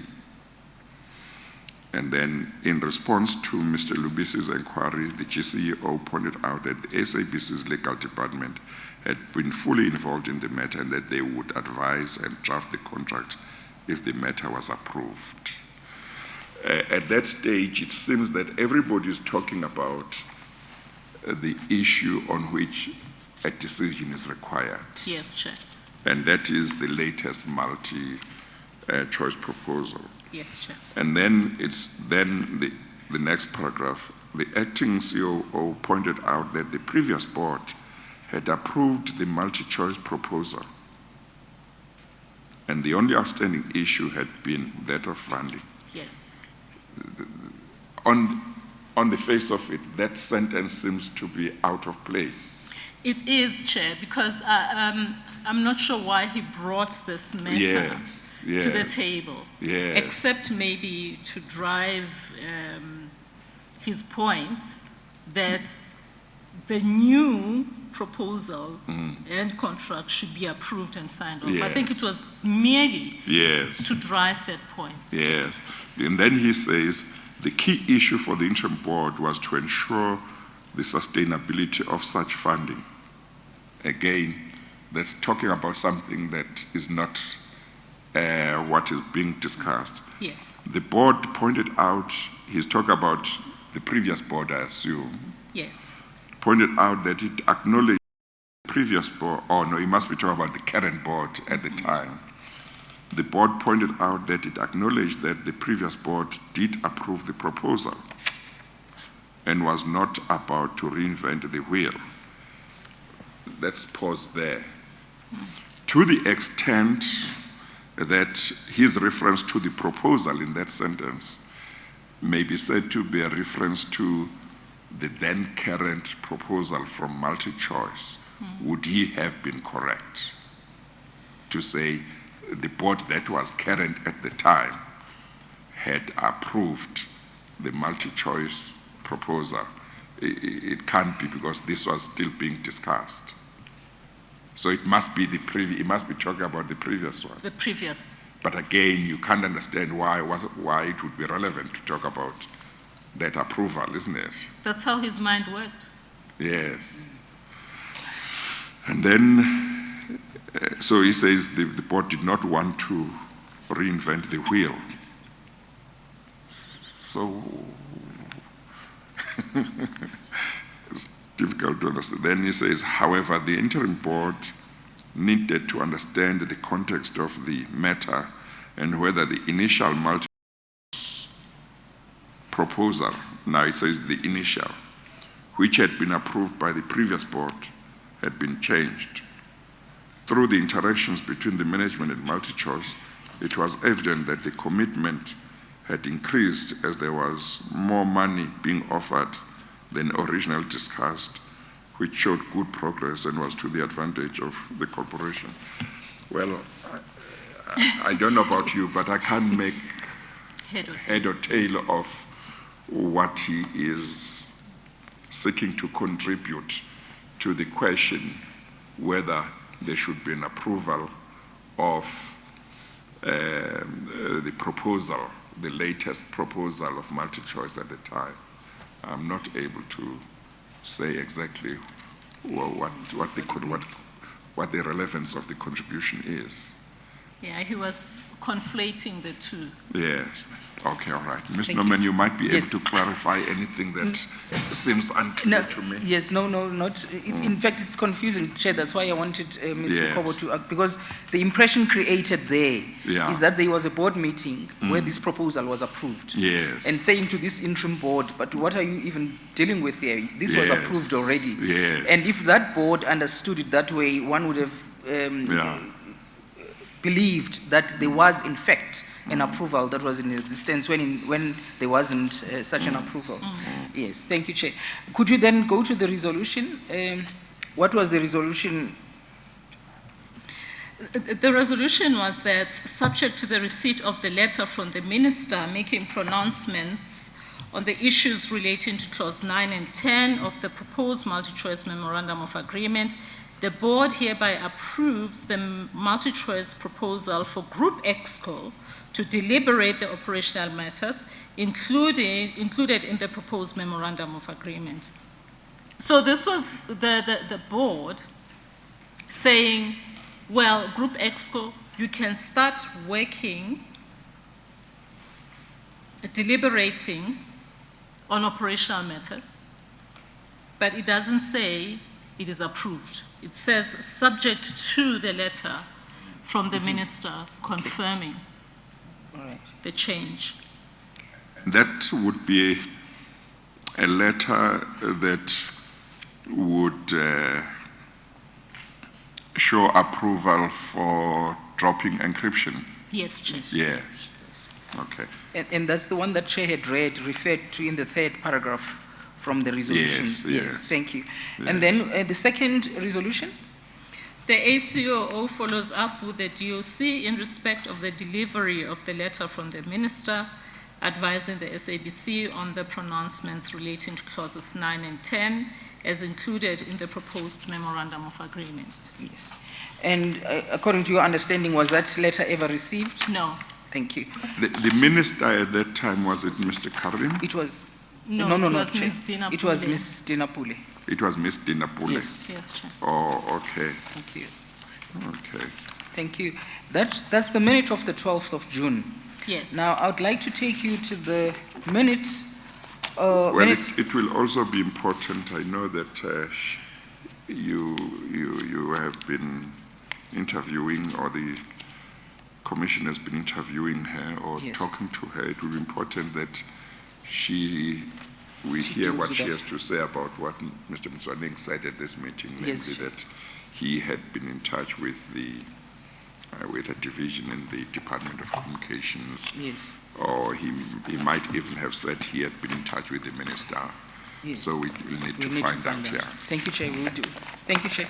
And then the minutes of the meeting of the 2nd of July was a day earlier than the signing of the agreement, which was signed on the 3rd of July, 2013.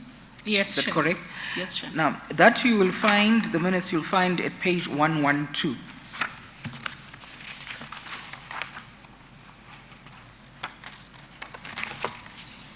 Thank you, Chair. Thank you. And I would like to take you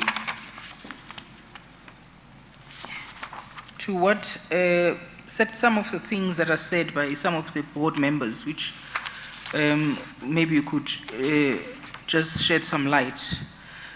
Could you please have a look at page 113? Yes, Chair. And Mr. Mavuso was chairing that meeting. You were not present at this meeting. Yes.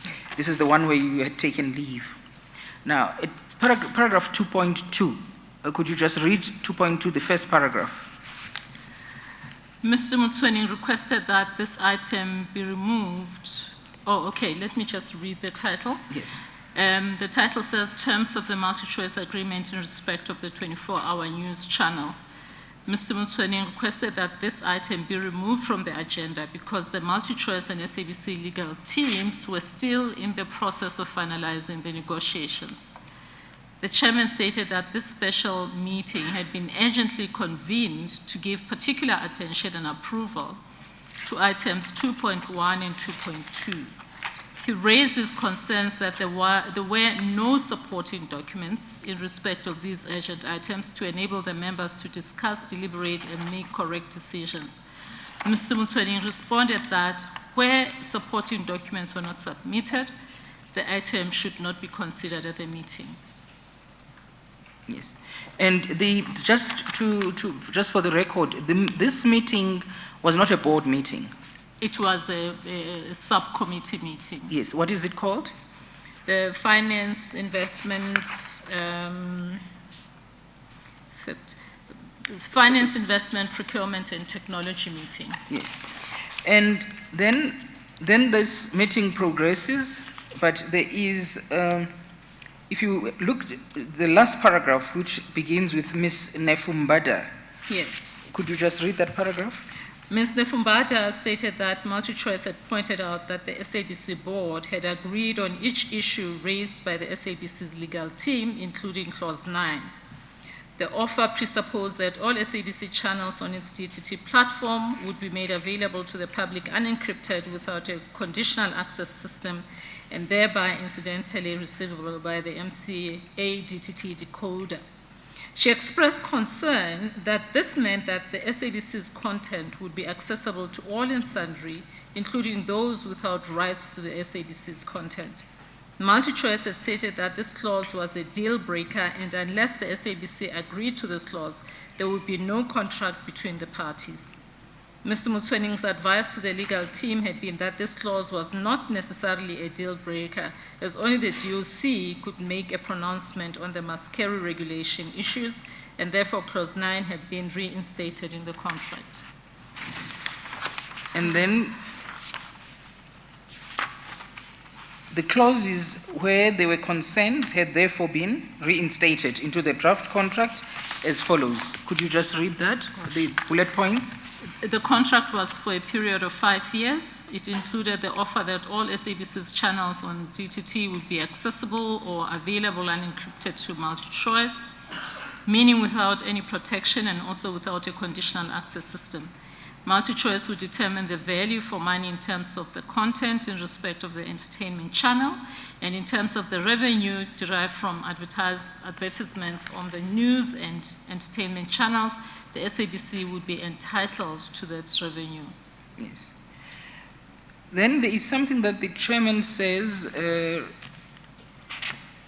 Mr. Matthews talks about the launch, so I may not detain the chair with those. Sorry, Mr. Mutsueneng, there's a paragraph after what you've read, 1, 2, 3. The third paragraph, Mr. Mutsueneng agreed? Mr. Muche, perhaps just to contextualize Yes. that, Advocate, maybe we should read the preceding All right. paragraph first. Yes, I All think right. that's important. Yes, you. because the chairman stated that the board had advised Multichoice that clause 9 created a prohibitive mechanism. It had also been agreed to leave the final details of the agreement to the legal teams to resolve. The agreement had referred to 2 channels, namely news and entertainment, and did not include all channels. The board's assumption had been that there was a common understanding in this regard and that this should not stop the proceedings. Whatever might have been agreed in terms of the monetary gains should not be confined to what was on the table, as the value proposition had to be beneficial to both parties. Mr. Mutsueneng agreed that Multichoice should also benefit from the agreement. However, I believe that the issue surrounding clause 9 was a simple one. He stated that the SABC's content was protected by the mass carry regulations, and until this was changed, no one had the right to use SABC's content. Mr. Mutsueneng did not think that the second channel should be part of the agreement, and the focus should be placed on the 24-hour news channel. He pointed out that if the negotiations with Multichoice were not to the SABC's benefit, the agreement should be abandoned. Okay.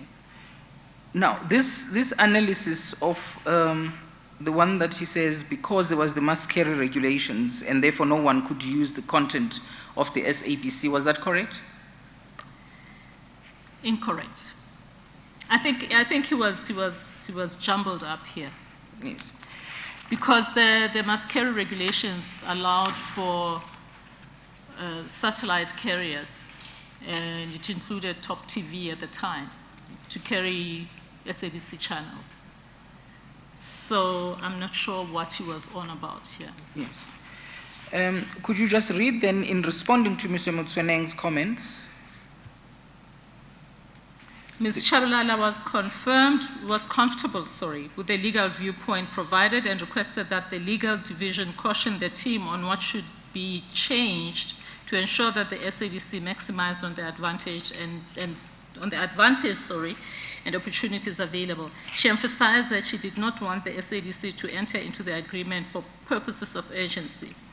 Ms. Nafumbata advised that she would prefer that the news channel be dealt with separately from the entertainment channel in order to avoid any further issues. Mr. Matthews responded that it had been agreed in principle that whilst the contract included both channels, the launch date could be staggered. And then there's a paragraph that begins with, in responding to Mr. Mutsueneng, the third one after that. In responding to Mr. Mutsueneng's comment, the chairman stated that there was consensus to proceed with the agreement, so there was no dispute. However, it was important for a senior legal advisor to review the mechanism of the agreement as a safety measure in terms of the future. Mr. Mutsueneng requested that in the GCO's absence, a mandate be provided for him and Mr. Olifir to sign the contract. Ms. Shabalala concurred with Mr. Lubisi's request that the agreement be reviewed by a senior legal advisor, and that such review notes must be provided to the board for comment and approval. Yes. And then what was the resolution? The resolution was, 1, the terms of the Multichoice agreement be and are hereby approved, subject to the following: a dispute resolution mechanism be included in the Multichoice agreement, the terms of the Multichoice agreement be reviewed by an independent senior legal advisor to ensure that it was in the best interest of both parties, and the outcome of the review of the Multichoice agreement must be submitted to the board for information, which is a bit concerning because in the paragraph above, it said the board must be provided to the board for comment and approval. I don't know why then the resolution reads for information. It should be for approval. Yes. And then the last paragraph, 2. Mr. Mutsueneng and CEO Olifir be and I hereby mandated to sign a Multichoice agreement on behalf of the SABC. Yes. Yeah, but this doesn't make sense.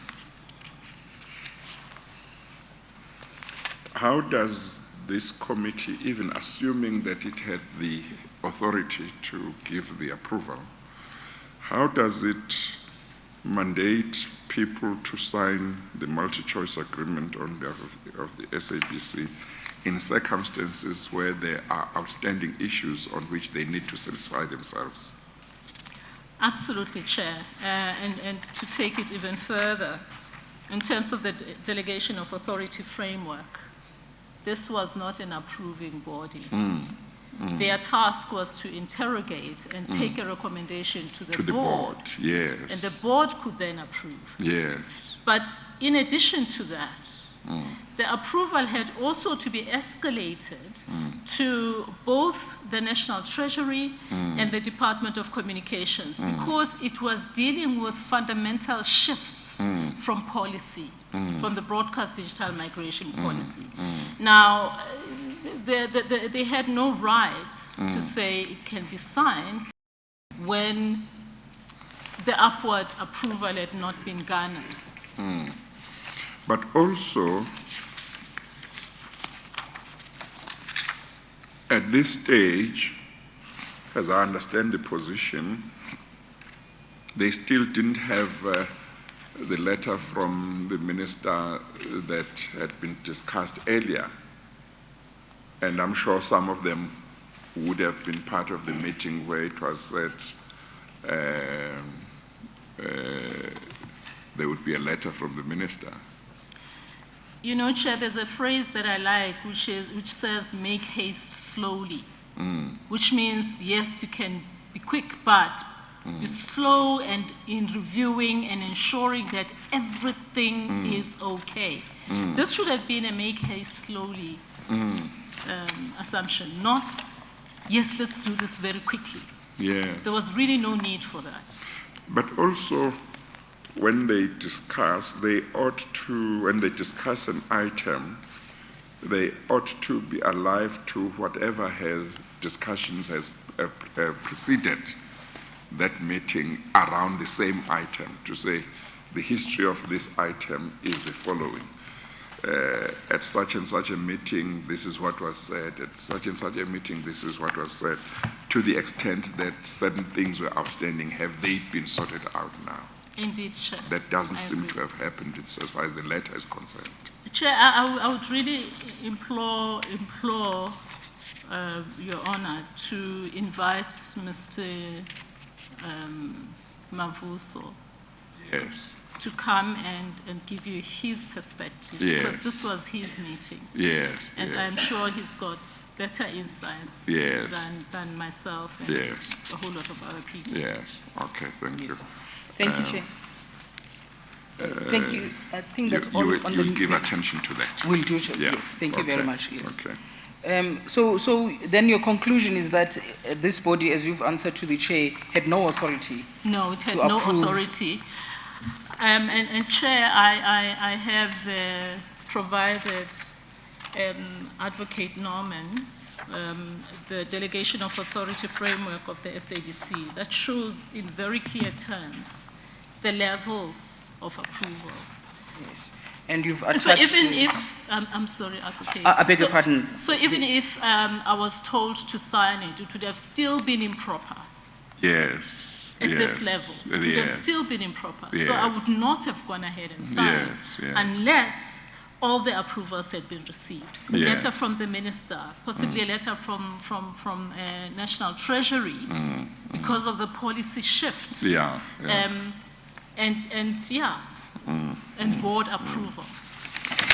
But you may or may not be able to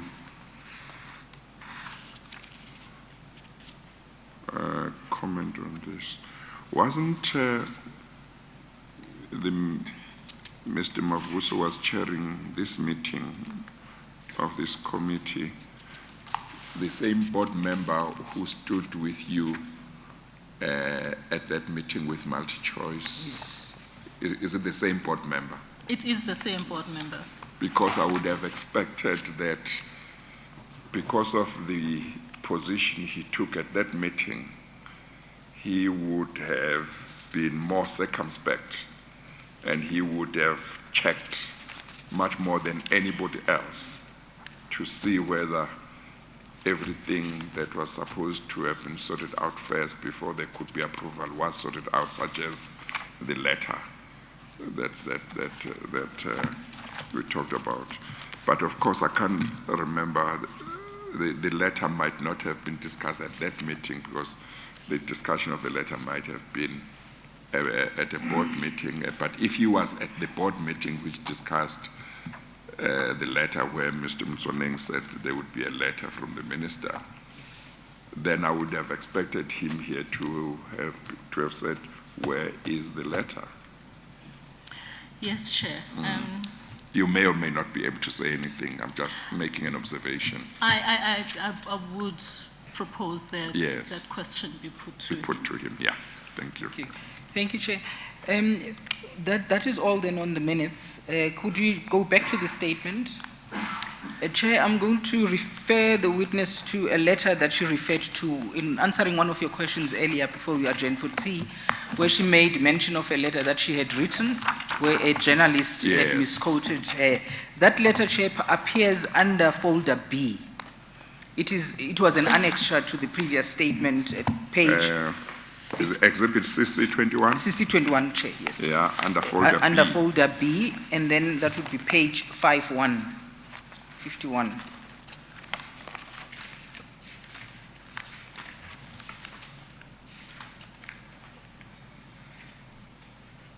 Yes. Thank you.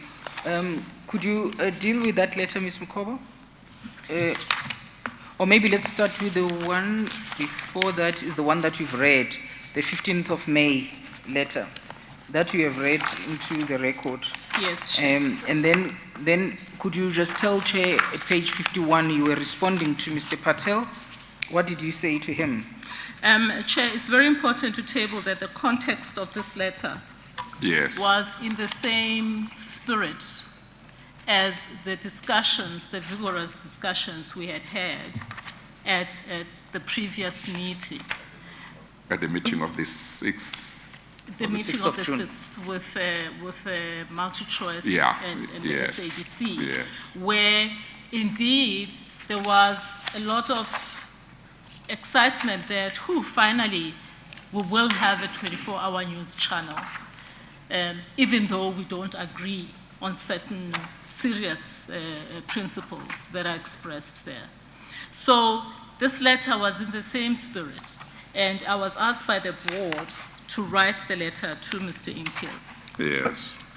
So it reads, and it was addressed to Mr. Imtiaz Patel. The board and executive management has duly considered Multichoice's proposal regarding the SABC's 24-hour news channel and the entertainment channel, and we are pleased to inform you of the decision to proceed in accordance with the proposal, very importantly, Chair, on the terms that will be agreed between the SABC and Multichoice.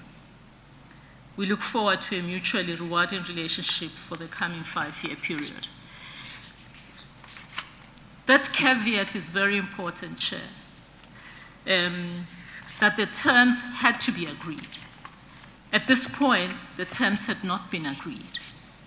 And certainly, saying we look forward to a mutually rewarding relationship would still ride on whether or not we agree on the terms. So this was certainly nothing approving the terms of the proposal at all.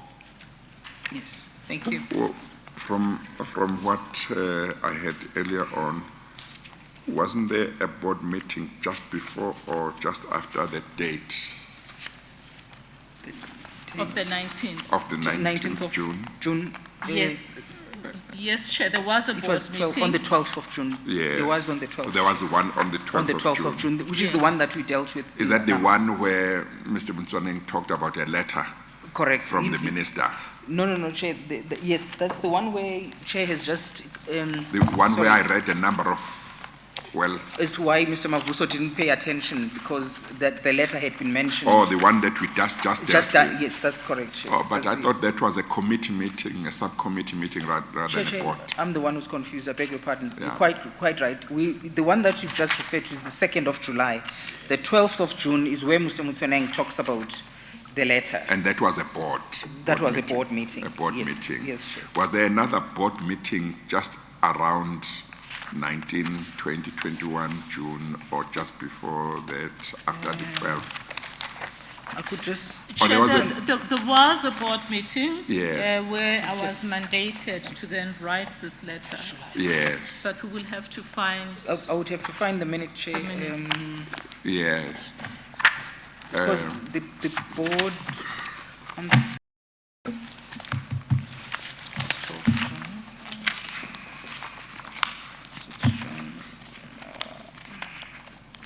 whilst Ms. Rasfichele is looking, Chair, may we proceed and deal with something else in the meantime? Oh, okay, Thank you, that's fine. If you agree. Thank you. That's fine. And at the meeting. I'm sorry, Sorry, Chair, Ms. yes. Mokhobo, I'm trying to understand this letter in the context of what you said was alleged by a journalist or by certain people through a journalist about your position and what you have said. It's quite clear that you are saying that the SABC will proceed, but that you're talking about terms that will be agreed. yes, Chair. So you are not saying that it's on terms that have already been agreed. Indeed, Chair. Thank you. Yes, but within that context,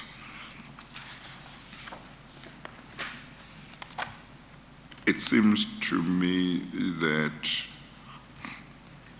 maybe the letter should be read to simply mean that you were saying the board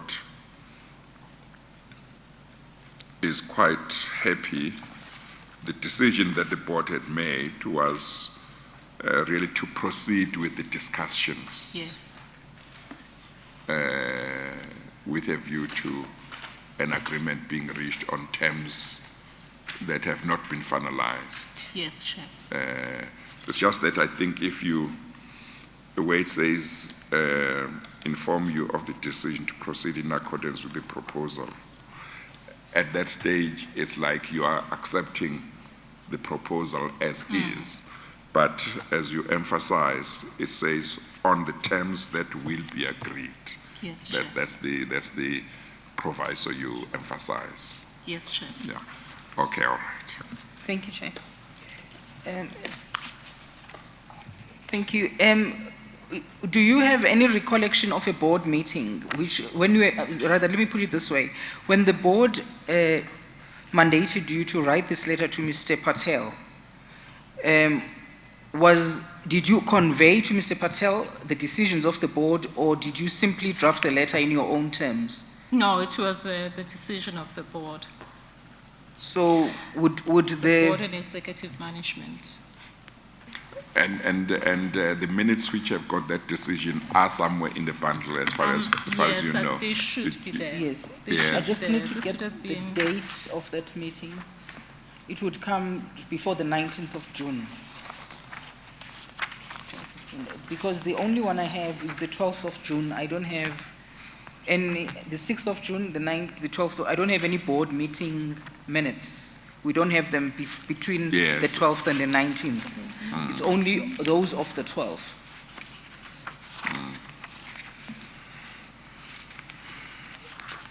Well, what we, do you recall, Ms. Mokhobo, whether you did see them? It's a question of locating them, or you are not sure whether they are there? I would have to, You would have to try and check. locate them. Yes.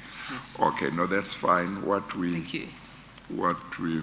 If they are, Here it is, Chair. The What page? Board's endorsement, this is on the bundle. Ms. Heldon Hayes bundle. Oh, okay. Exhibit CC 43, Chair. Okay. Okay. Yeah. What And page? Page 055. Okay. So 55. 55. 12 June. This was on the 12th of June. Yes. It was a special board meeting. Yes. Right at the top, the first paragraph. What paragraph? The first paragraph, right at the top. Yes, okay. 055. The GCO pointed out that what had been agreed at the previous meeting was the matter that was currently being pursued. The board's endorsement had been required to enable management to send a confirmation letter to Multichoice to the effect that the SADC's engagement with Multichoice would preclude clauses 9 and 10. Clause 9 proposed that the SADC must, etc. It was confirmed that until there was a clear pronouncement from the minister in this regard, the SABC could not commit to clause 9. So, Chair, in keeping with the Chair's reading of the letter, it should certainly have included, instead of making a broad statement Yes, that yes. says on terms that will be Yes, agreed, yes, I should have been Yes. more specific Yes. and said yes, to exclude yes, clause 9 and 10. yes, yes. I should have been more specific. Yeah, but no, then no, I approached it from a very Yes, broad perspective. yes, no, no, no. Thank you. Yeah, I think you should have been more specific, but you do say on terms to be agreed, and Yes. as long as 9 and 10 have not been agreed, it does cover it. It's just that it might have been better if it was more specific. And they knew crystal clear Yes, what yes. had not been Yeah, agreed. yeah, yeah. Okay, thank you. Thank you, Chair. Then, if you go back to the statement, you've covered most of your evidence when you were dealing with the benefits of having encryption, and towards the latter part of your statement, you deal with the tensions between yourself and Ms. Chabalala. They are recorded there. I'm not sure that it's... What page are you on? I'm now on page, so you go back, page 85. This is on Sorry, the CC... Heldon Hayes bundle. No, I beg your pardon, Exhibit CC21, the Okay. folder that has your statement, and then we're looking at the 21A, which will be under divider C. So that would be page That would be page 85. 85. Yes. But maybe before we go there, there are the three scenarios that you put, just to close this, your topic about the disadvantages of this deal for the SABC. Could you just tell the Chair about how you've arrived at those scenarios? I'm going to take you to the page where you deal with scenario 1, 2, and 3. I beg your pardon, sorry. Okay. You will, before we get to the COO, sorry, I beg your pardon, Chair. I just want to direct you to the exact paragraph.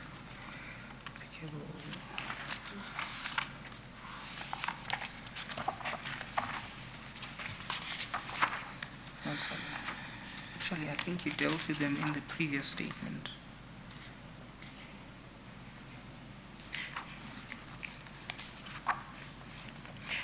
You were talking about the 500 million, and you said that the 500 million is way too little as compared to the benefits that the SAB would have derived had it taken its time and looked at the contract properly and to make sure that it benefits it. Yes. And what informs that view that you have? The view is informed by a fact that was in fact mentioned by the minister as well yesterday, the former minister yesterday, where he spoke of the amount of viewership that SABC had at the time. It was a completely dominant player, while MultiChoice had a smallish audience profile. The SABC boasted quite a substantial audience, but I think at that time, the SABC alone was responsible for, I think it was 65%, I may be wrong, but anything between 60 and 70% of the audience profile of South Africa. Yes. In fact, you deal with that in the statement that you made to the SIU that Yes. appears under B, I beg your pardon, page 37. Those are the scenarios, but could you just summarize them? Yes. The two scenarios where you say that as a result there has been huge losses to the SABC. Yes. Page The whole stance that the SABC should not have attempted to enter into the direct-to-home perspective, which is a pay TV perspective, was very sad in the sense that it was saying to the SABC, don't even try this commercial venture, whereas the SABC could have done it very successfully. And in this, I illustrate what the possibilities could have been. Now, if you just look at the 2019 abridged annual report of MultiChoice Africa, at the time when I looked at it, which was last year, which had to do with the last year figures, MultiChoice had an active subscriber base of 7.4 million households. And this was up from 4 million. In 2011, they had only 4 million. And by 2019, they had 7.4 million. Now, I give a scenario where if the SABC were to come up with, no, before I go into the chair, I'm sorry. The average, and this is contained in their report, the base average that they use to calculate their revenue is 322 rands per month per subscriber, because they take from their most superior bouquet to the lowest bouquet and come up with a round figure. Its total revenue came up to 40.4 billion rands over its 2019 financial year. That's very substantial. Now, I argued that if the SABC, through its vast footprint and high audience attraction value, did go head-to-head with MCA, but offering its subscribers a low 40 rands subscription fee, which would cut across 40 rand subscription per month. And if it only had 4 million subscribers who said, yes, we would be able to afford 40 rands per month, it could raise monthly revenues of almost 160 million rands per annum and annually 1.920 billion. These figures are obviously very, very conservative. It's really going right down to the lowest levels. I know that MultiChoice's lowest level is something like 29 rand, if I'm not mistaken. But MultiChoice, without the SABC bouquet running on it, would probably not have those kinds of audiences. Now, I'm saying if we come down to a much smaller subscriber base, and I know that the subscriber base could actually be much higher, especially now when affordability levels are so low, we could make much more money. I'm saying we as though I'm still there, excuse me. the SABC could make much more money. So I was just painting a scenario of what didn't make sense to me with people saying, no, you can't go into that space because you won't be able to manage it or afford it or whatever. It just never made sense to me anyway. Thank you.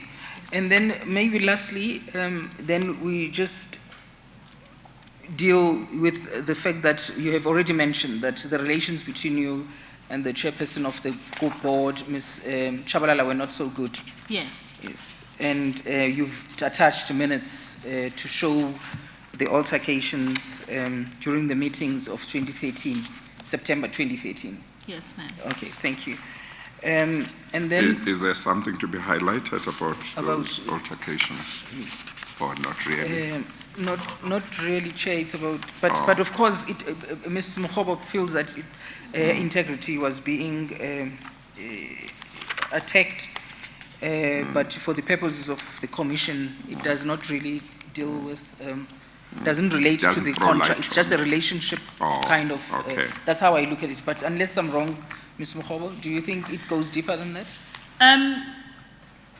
Chair, I think, yes, on the surface, that's what it is. But if you go deeper, it all had to do with attempts for me to be removed because there were, as I said earlier, there were agendas. There were things that people wanted done, which I was not doing. And so the undermining was just incredible. But things got very, very bad at the point where we were at the minister's roundtable discussion. And I called Mr. Mavuso to ask him to just confirm with me whether there had indeed been approval. Now, this is at a different level. It's now past the multi-choice agreement, which has been signed with the clauses that should not have been there. It is now at a level where the minister is now trying to have DTT roll out, but he has to resolve the question of the set-top box. And in that meeting, at that point, the SABC had still not taken the position that there will be no set-top box control.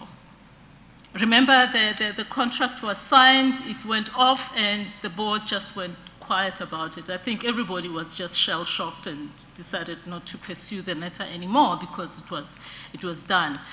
Now, here's an opportunity for the SABC to get back its power.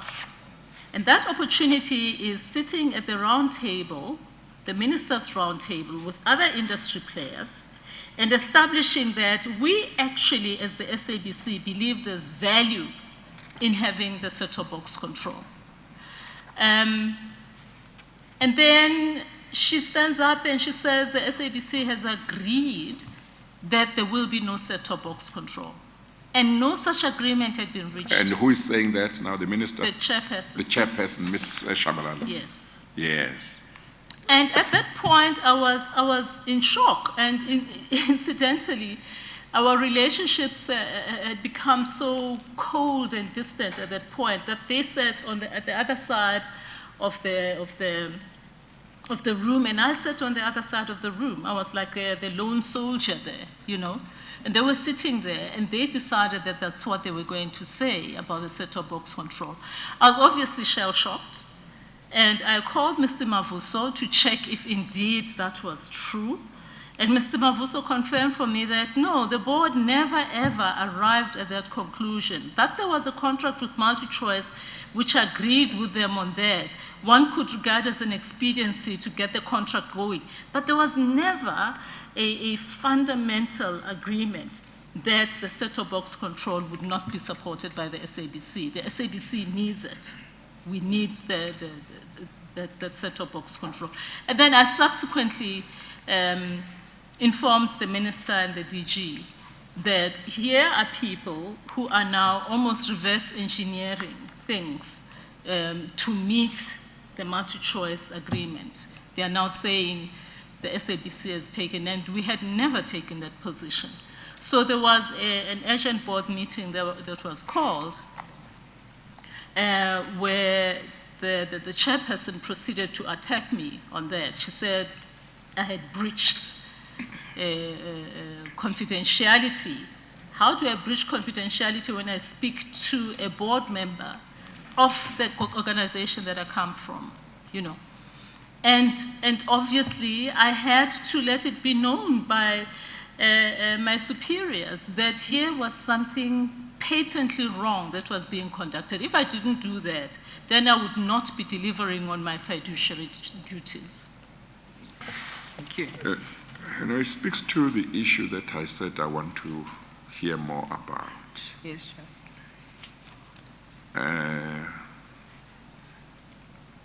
There are people, there are witnesses who have come before the commission and said, in the context of the organizations where they were employed,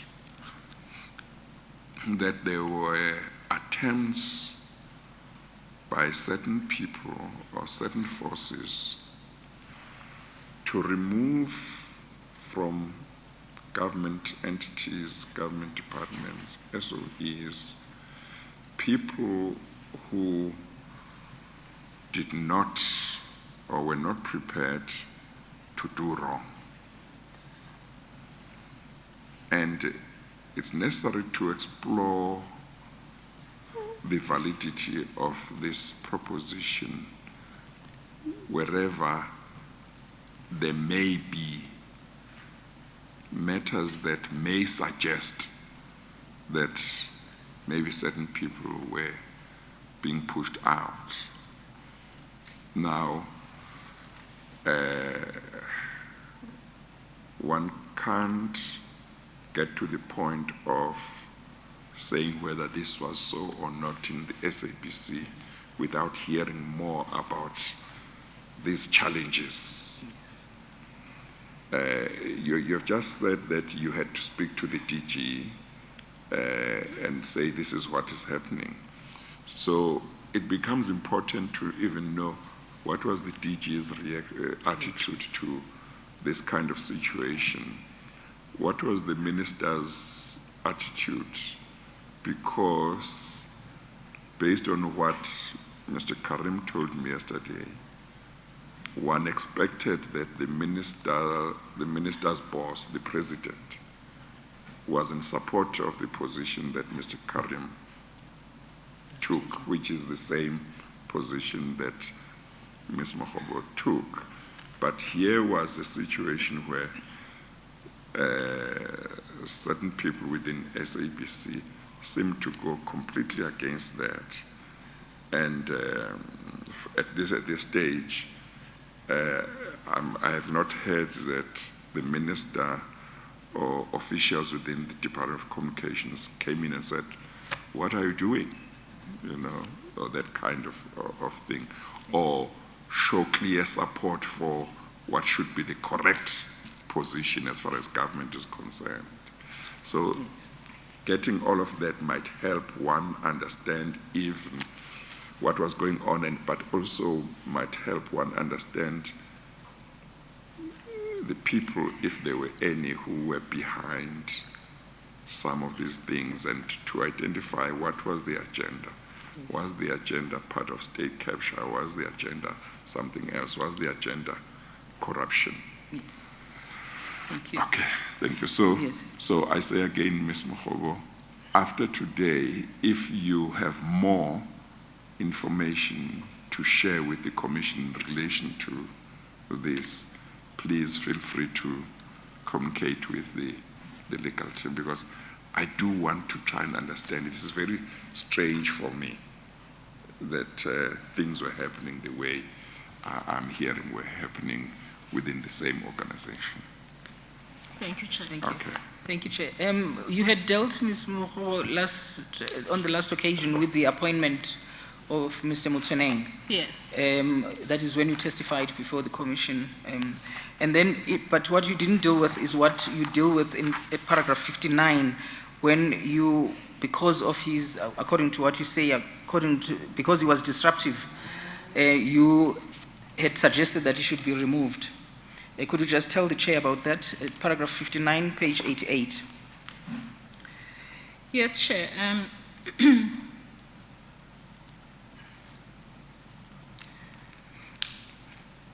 I had been suggesting, and in fact I got into very serious trouble for that initial suggestion, the first which I had made much earlier after I started it. I think it must have been around March or thereabouts. And I got into serious trouble for having suggested that. But then on the 26th of You February... make this suggestion at a board meeting or something? I made it to board members. To board members, Yes. yeah. Okay. And not in a formal meeting. Not in a formal meeting. Yes, because, you know, for me to make that statement, I would have had to do it correctly via the HR department and submitted it to the human resource division, and then it would go to the subcommittee to be discussed and then go to the board. I was feeling this sense of urgency and serious frustration because he was making it very difficult for me to do my work, blocking his staff from submitting documents. I mean, if you were to read, there was I'm trying to recall the name, Citizenry evaluation that was done of the SABC. And in there, they spoke of two centers of power. There was the center which was the CEO and the center which was the COO. And they spoke of how haphazard things were in terms of submitting documents to the board, in terms of getting things done. The cause was simply because at that point, the acting COO felt he needed me out of that organization. And he frustrated everything that I did so that ultimately the board would declare me incompetent and fire me. I remember in 2013, I hadn't been there long when I heard the rumor that by August of the same year, I would be gone. And I was due to have an interview with one of the magazines, and the journalist called and said, "We heard your CEO has been suspended." In the meantime, I was at my desk. So there were a lot of attempts to discard me. So now, eventually, the board woke up to the fact that there was something very seriously wrong with the acting COO. And that happened when he suggested to them that they were all implicated in some wrongdoing or the other. And only then did some of them, there were those who knew that this man was not okay, but some continued to support him until at that point where he said that.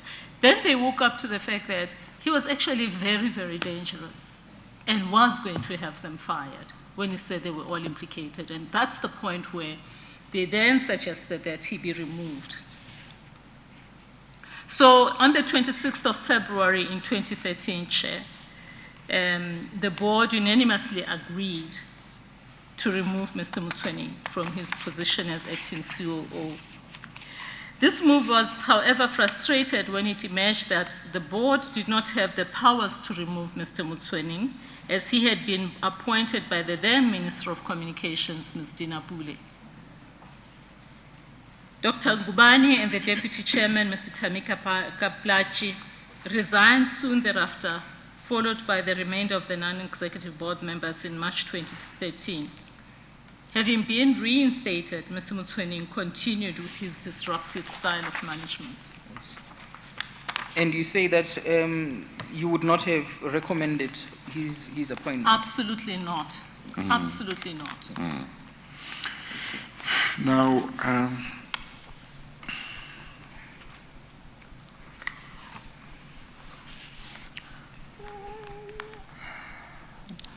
why was what you refer to as, I think, disruptive conduct on his part, why was that not being addressed? Was that because you would have needed the support of the board, and unless you had that support, there was nothing you could do, or there was very little you could do, or what was the position? The position, Chair, was that as acting COO, any matter that had to do with his discipline had to go to the board, could only be dealt with by the board, not by myself directly. And there was no appetite for that. As I said, I had even suggested that he should be removed and be made to go either back to his former position or whatever, but I was very clear that I could not work with this man. A COO is such a critical member of a top management structure because that is the person who oversees the daily nitty-gritty operations of where the delivery needs to happen. So the channels, making sure that the channels delivered on time, news delivered on time, you know, all those critical areas that would talk to immediate delivery. Whereas the CEO dealt with all the other matters that affected the organization, organization-wide issues.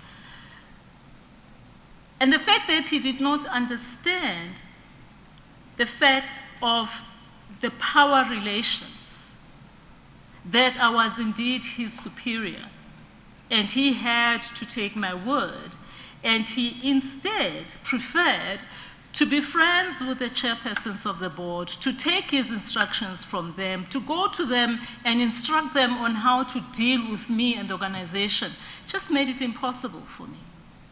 Absolutely impossible.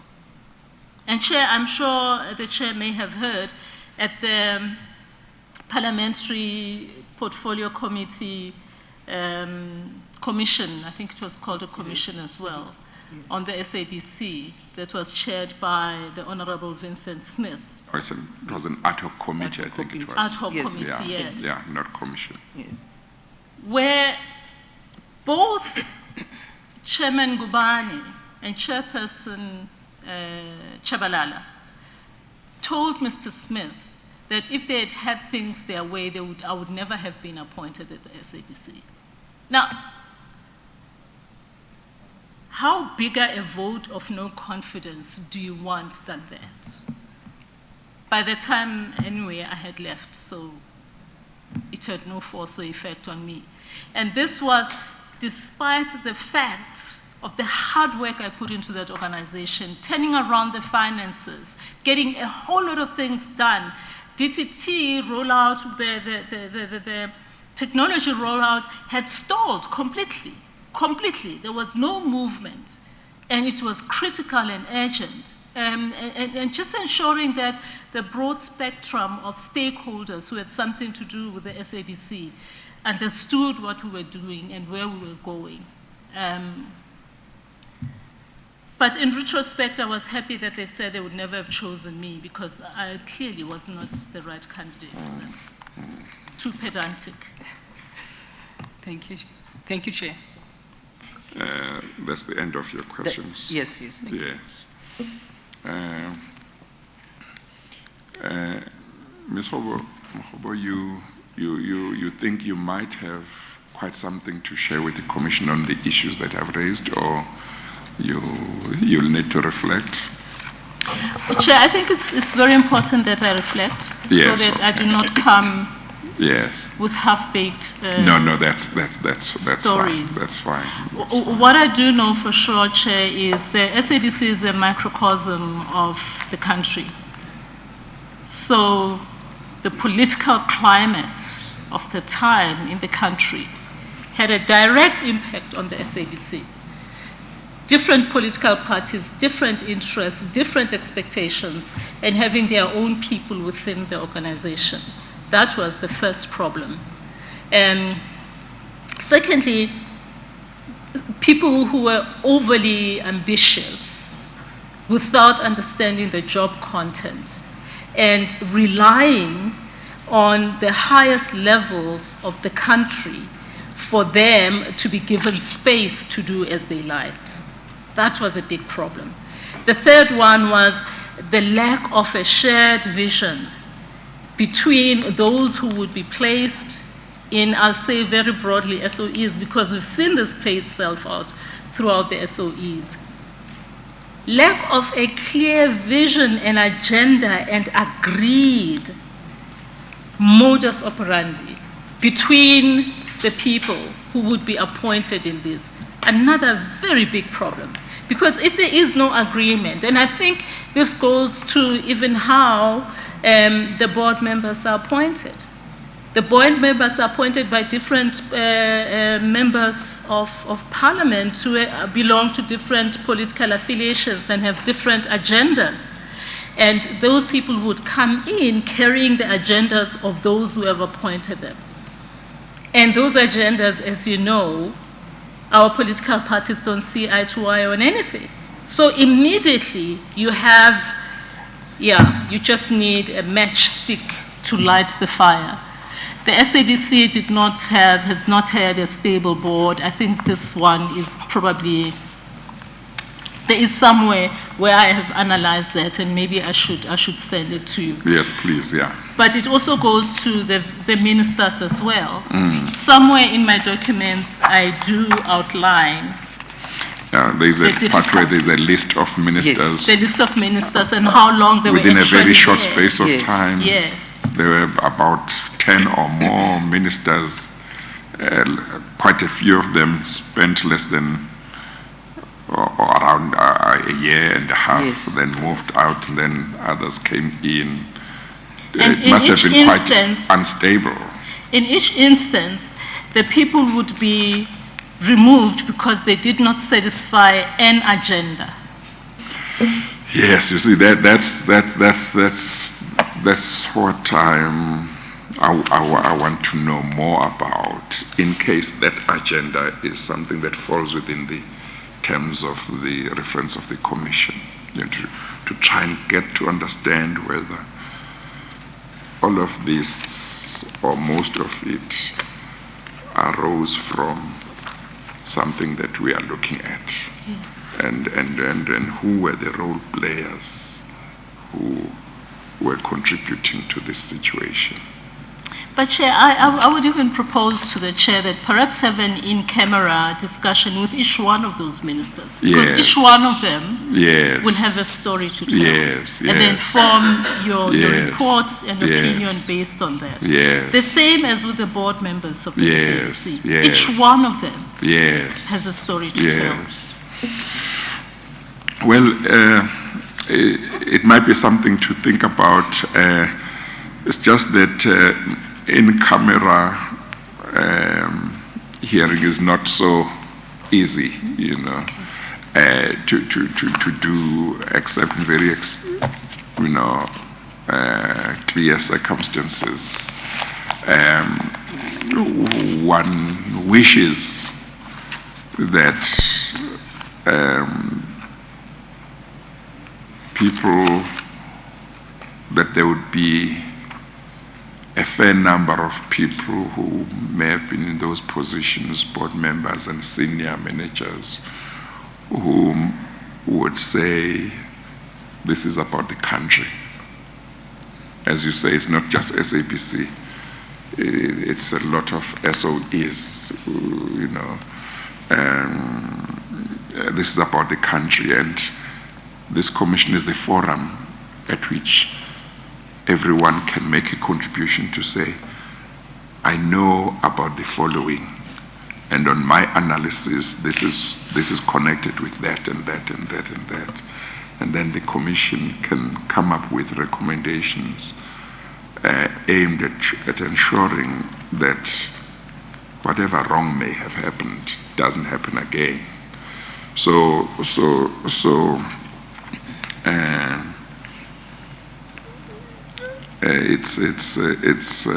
It would be important, it would be good if more people who have got this knowledge, former board members, senior, executives, could just come forward and share.